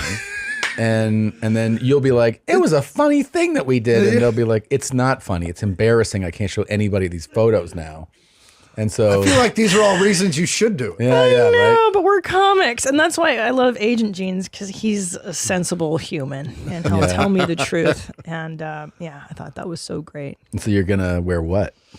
A Dolce & Gabbana fucking rad blazer that There my you kids go. won't be embarrassed about, you know? Like I'm gonna try to look like a normal lady, but with Tits some out, so flair. the prez like, Fuck yeah, tits you out, gotta bro. tease him. What's You gotta up? taunt him. Yeah. You gotta see if he goes like, Yeah. wouldn't mind finding those eggs under my pillow. Yeah. You know? Like, what's up, Jill? Yeah. You got tits like these? Yeah, sure. Yeah. Yeah. Tits for tots. Yeah, Tits for tots, bitch. That could be really fun. Yeah. But anyway, I'm just stoked that he's like a sensible human. Andrew? Yeah, I would have worn denim on denim to meet the prez.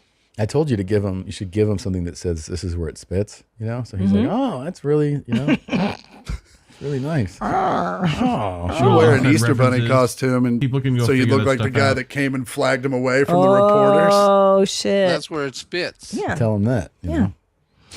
All right. Like, God, okay. You've been at war for too long. I have been at war. Yeah. VR. You've You been got out me VR. fighting the Afghans. Were you fighting? Not the Afghans. Bulgarians? Yeah, the Bulgarians were on the Bulgarians. oil tanker. Yeah. Yeah. Are they on your team or you're fighting the Bulgarians? Fuck no, they're not on my team. I'm an American. You're fighting the Bulgarians? Yeah. I didn't know Bulgaria had oil, steaks and oil. I don't know. Okay. Let's not poke holes in the game. Yeah, come Sorry. Oh, you don't get to fight real enemies? Like, are you fighting Russia? Are we fighting like Like China? it updates with the news and stuff? Yeah, that'd be cool as shit. Depends on what fucking map you pick. There's just different places you can go. You can't like go in and kill Putin. That would be fun. Shooting Putin. There's a Shooting fun one Putin. where you can go to suburbia. That's fun. You're just like walking around. Sounds crazy. You're just like, oh, these kids are playing outside, and you just, you know, mow them down. No, you try to, you try Jesus you try to Christ. protect them. Oh, you protect the kids. So that's that. As you know, you've seen their podcast before a few times. Yeah. I wouldn't say they're like White House material. To the you know? No.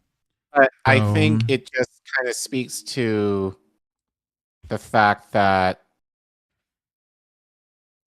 this is shameful in a sense that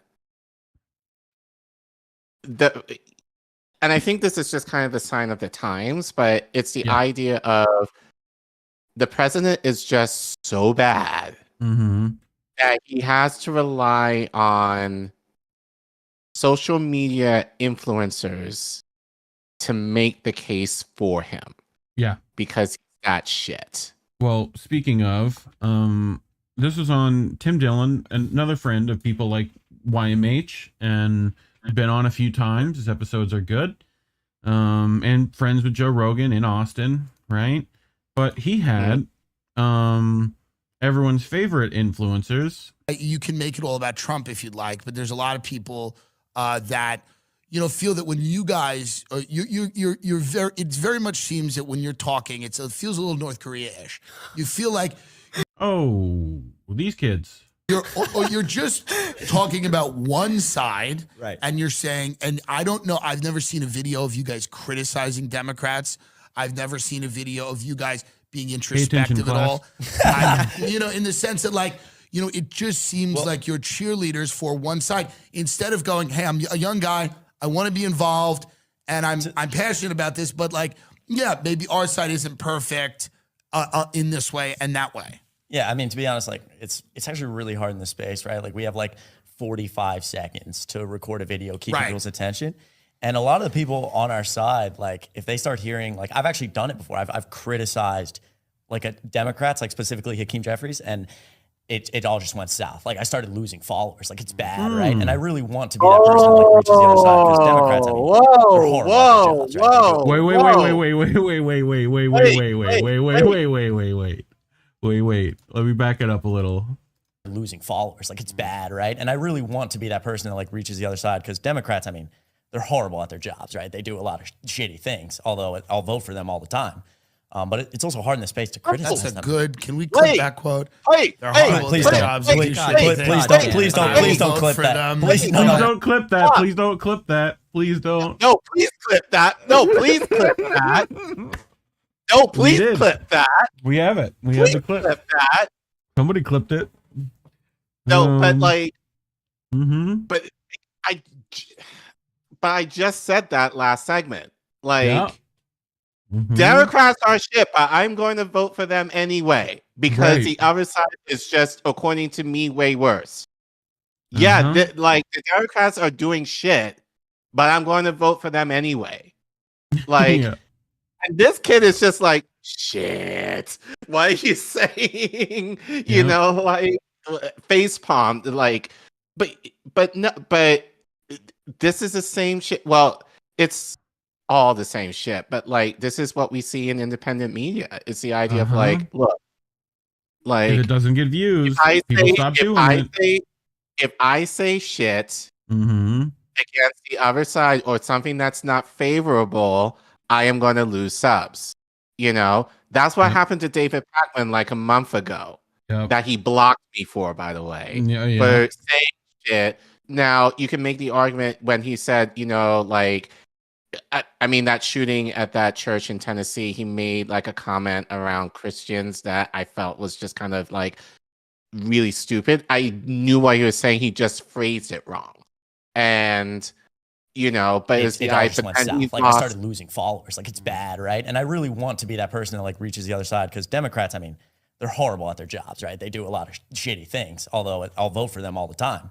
But Just that is the fucking like. But it's also hard in the space to criticize them. Would you like to see what he used to say, Care Bear? There's more. I went deep diving. You can make it all about Trump if you'd like, but there's a. Which one is this? Hold on, I just want to make sure I'm on the right video. There's that one. There's this one. Okay, we were good. Here. You can make it all about Trump. Next. Look what it says down there, Care Bear. Gen Z will vote green. Now, keep in mind what you've heard this guy sound like before. Right. Okay?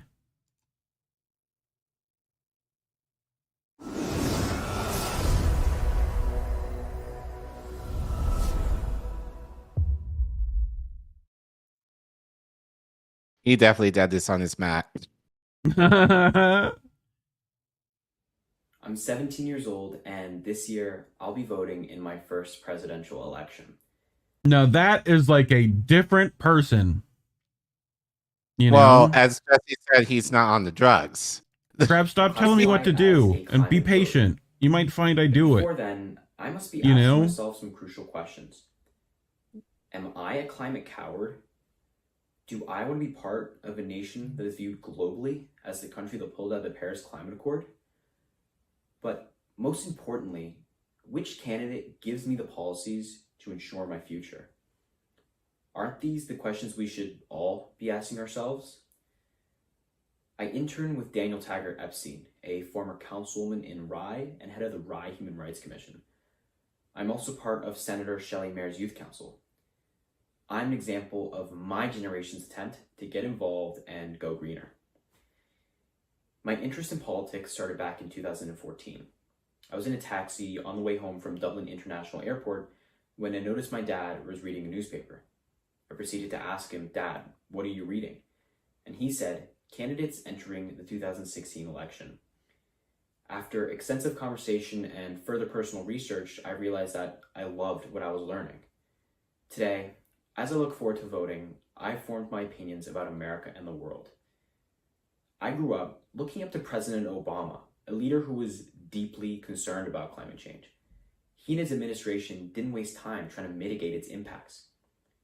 Between 2008 and 2015, Rick Solis when the Adderall stopped. 1.4%. We went from 50,000 wind turbines to 165,000, and our daily oil imports dropped from around 11,000 barrels per day to around 4,000. These are incredibly ambitious and progressive steps taken by the Obama administration. Except he didn't, and Then, it wasn't. In 2016, the Republicans took the White House in the form of candidate Donald Trump. Outsiders like myself knew that environmental policy wouldn't be on the agenda.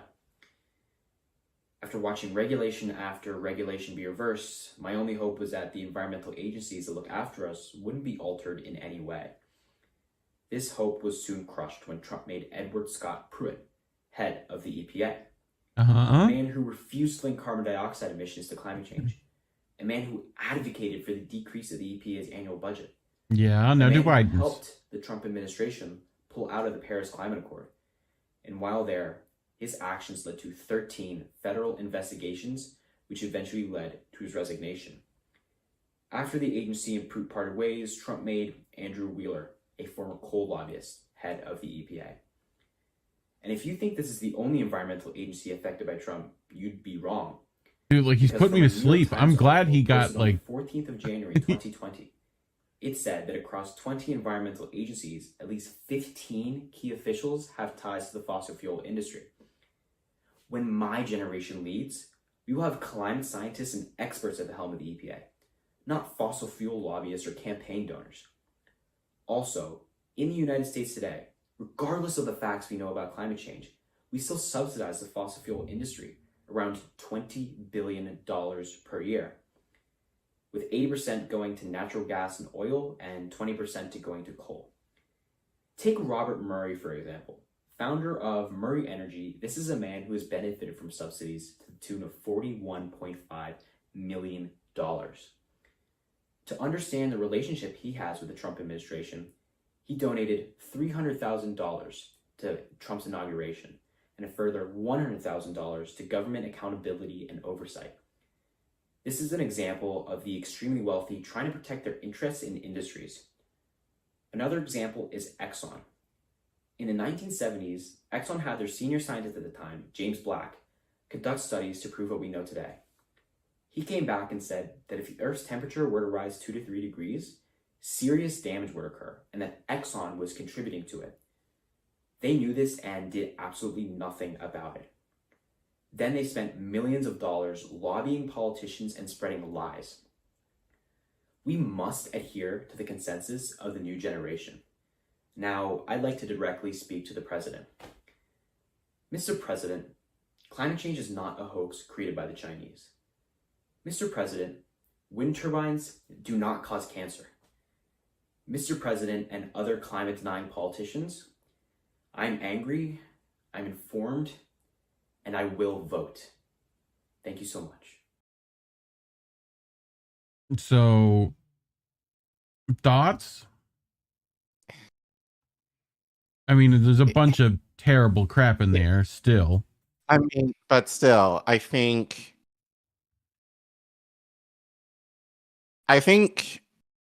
to be serious for a minute, because I mean, we were having a little fun with this earlier, but it just kind of makes me really happy that, one, I'm not young and not like vulnerable / gullible in this way where, you know, I think especially right now in this age of social media, it's so easy to kind of get caught up with the views and the clicks and the money and the notoriety that I get the temptation of like, trying to make a name for yourself. And if you're able to make money from that, that's great. But on the other hand, too, it's also kind of like, where do your allegiances lie? Like, who are you really fighting for? Like, are you looking to do this kind of work in terms of,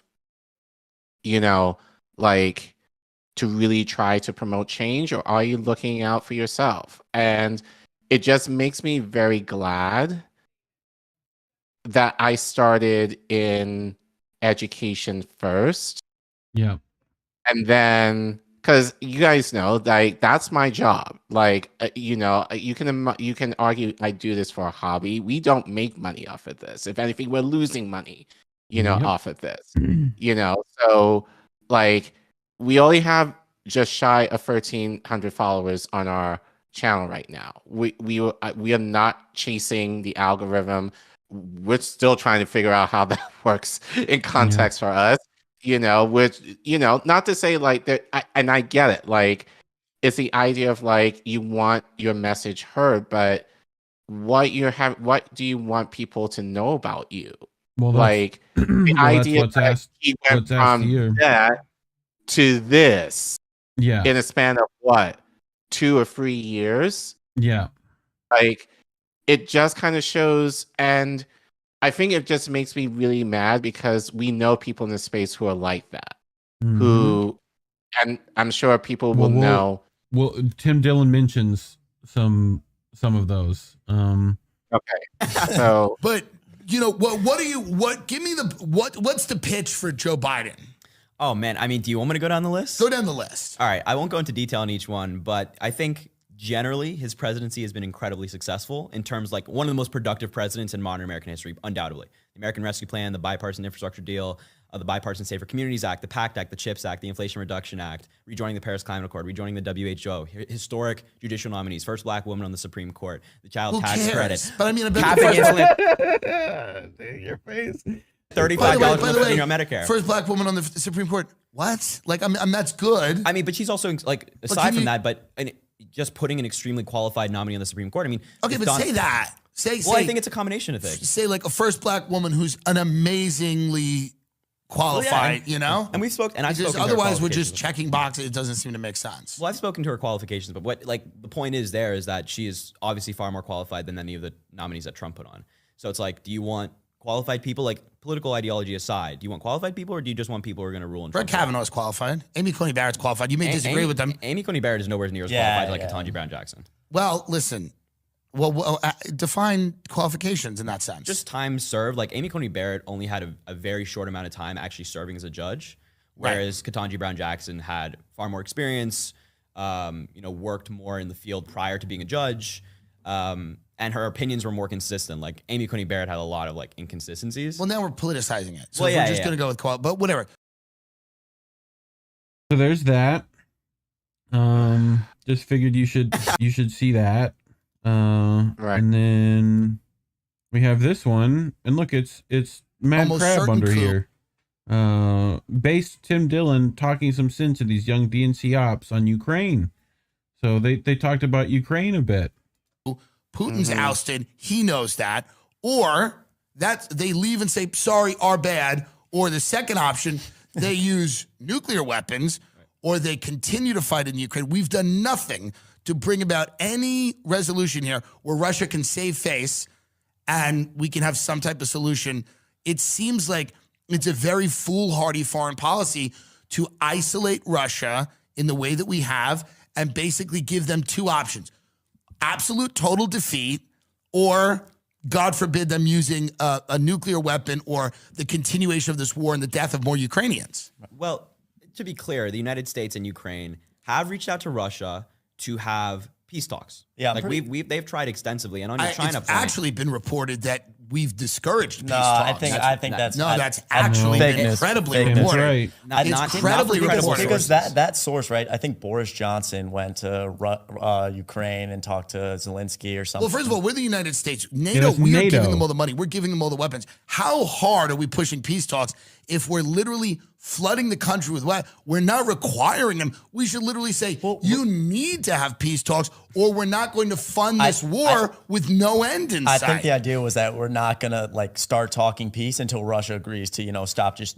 mass murdering civilians it's and committing war. It's a war, and that's unrealistic. Okay, you have to come to the table. Exactly. Well, exactly. So I'm just saying, when you're talking about sanity, you say Donald Trump's a lunatic. I might agree with you, but I see 4 years of Donald Trump. We're not in a lot of foreign entanglements. We're not on the verge of a real problem with Russia and China, to be honest. I'm seeing right now this bellicose foreign policy led by neocons, war hawks, who are now all on the Democratic side. Bill Kristol hates Donald Trump. All of these guys that supported the Iraq war hate Donald Trump. They are now all apparatchiks for Biden's administration. They're on MSNBC. They are pushing war. They are pushing the continuation of not only this war, they're pushing maybe further conflicts with China. So to me, when you talk about sanity, I say to myself, that seems insane. Yep. It's a dark day when Tim Dillon makes sense. Do you know Tim Dillon's background? No, actually.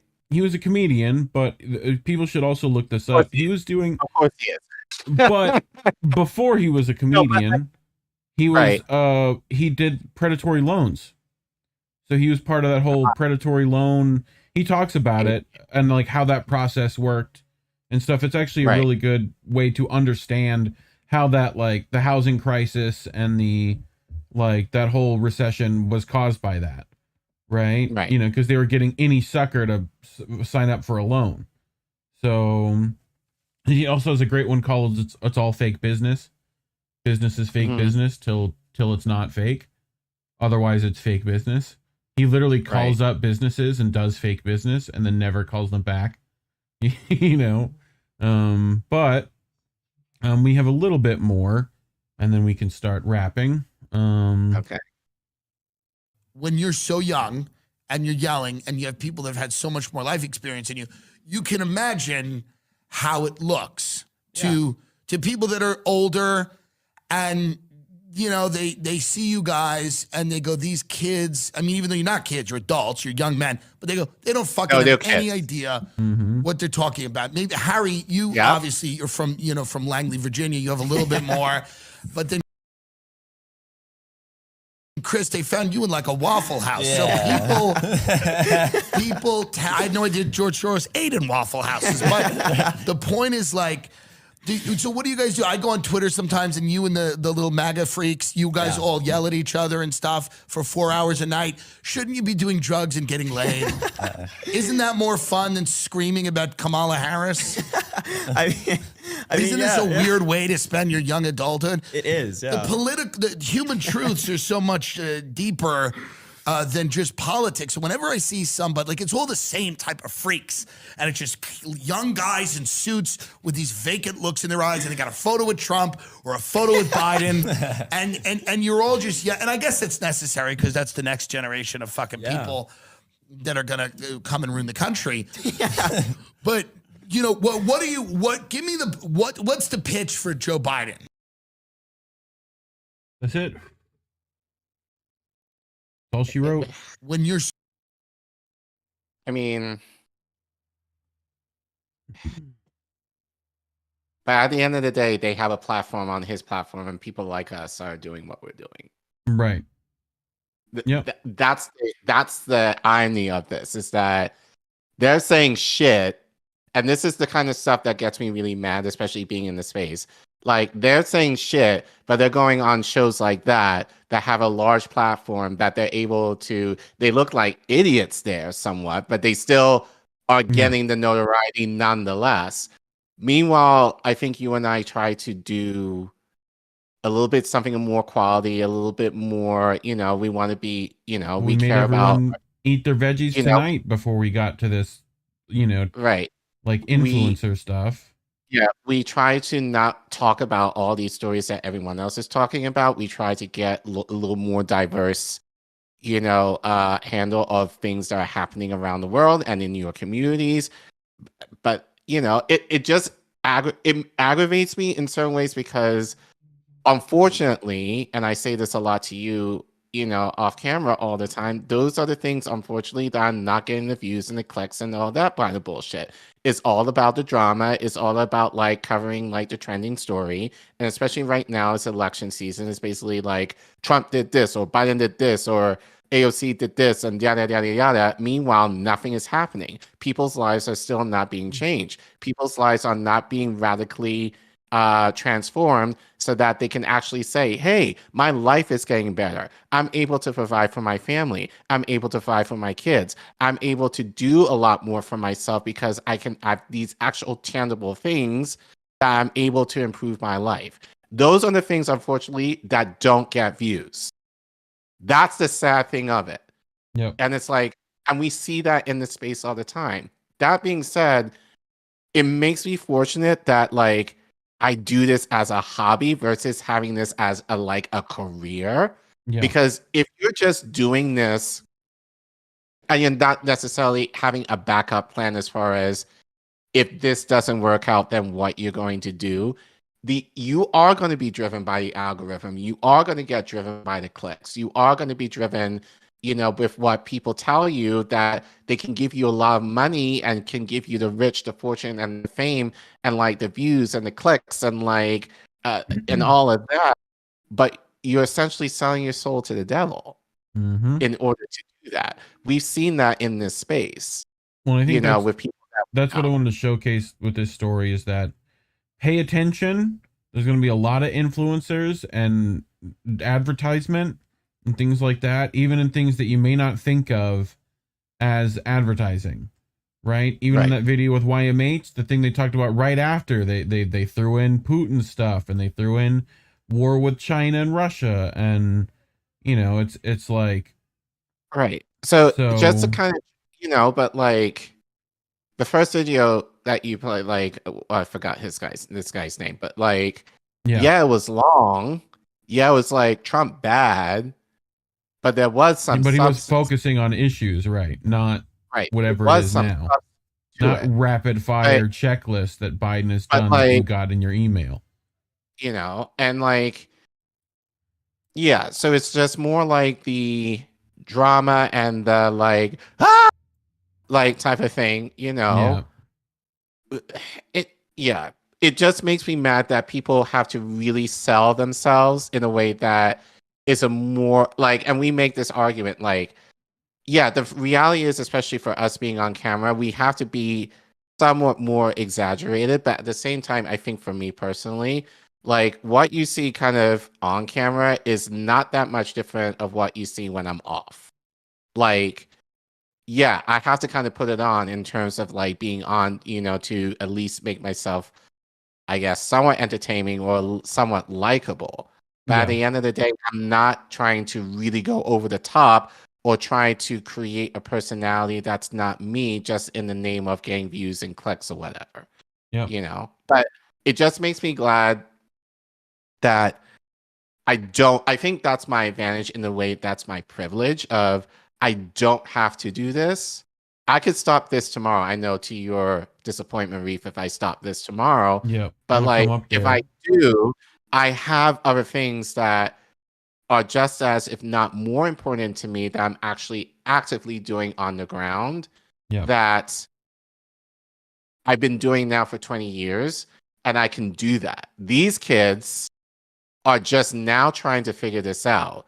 I'm not sure if they're in college or what. I assume that they are, but you're trying to make this a career, and it could be very fleeting depending on the person and the personality very that much. you are. Yeah. Like, you say the wrong thing, you're out. As I said, Dathan Pacman experienced that several weeks ago in terms of losing advertisers. So well, and they probably, I don't know with what they just said on Tim Dillon, they probably lost a bunch of their like advertising or whatever. But they're willing to let a few pawns go to like, because we also covered they're talking to financial influencers. They're talking to a lot of people right now trying to get support. So we'll see. But yeah, I'm not gonna choose to cover those people that often. Hopefully, I'm gonna try to make a point not to. But I think again, it shows the sign of the times when the president can't make the case for himself ultimately of what his achievements are, and having like these young kids who do not know the world, are very naive, and I think especially in this day and age are looking for fame, and it's very easy. It's a lot easier to get in this day and age, to get that 15 seconds of fame, to say bullshit. But it just maddens me that that's the thing that people consume versus stuff of quality that you have to fight for to get the very few views that you get. If you want more stuff of quality, subscribe to this channel, Indie Left News. We do shows Sunday. In fact, we'll be How Do We Miss That on this channel. Stay tuned for when we get INN back up and running. But all links to find us are in that doobly-doo, as well as indienews.network. You can type in. You can find me and Collin on Twitter at Reef Breland, at Ogbonna Collin _Collin. It's right there underneath us. Yeah, just want to thank you. Kara's doing Friday. Go check out Oz over at Roar Media on Saturdays for Beauty and the Boomer. Right. And Monday And, should be on Crab, this channel. let us know in Probably the chat if Crab you're here. Crab, are you going to go on for Monday? for Let us know. Alternative Angle.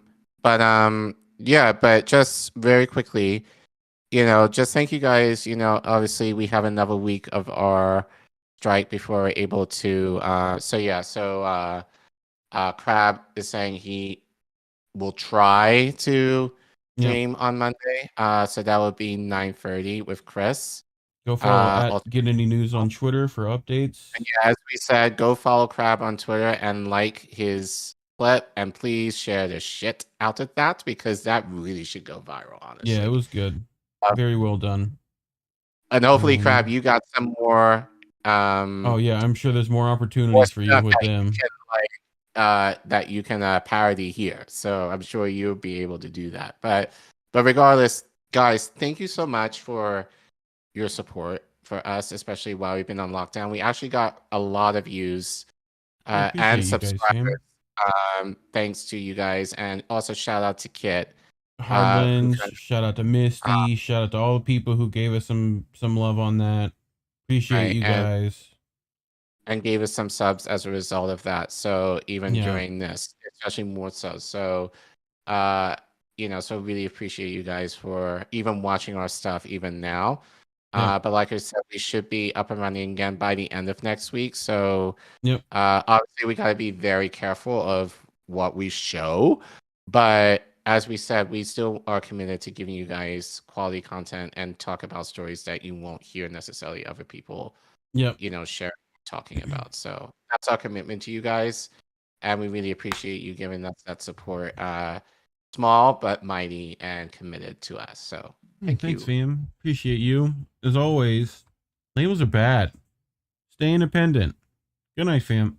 Bye. Have a Good great night, day. everyone. We want to talk right down to earth in a language that everybody here can easily understand.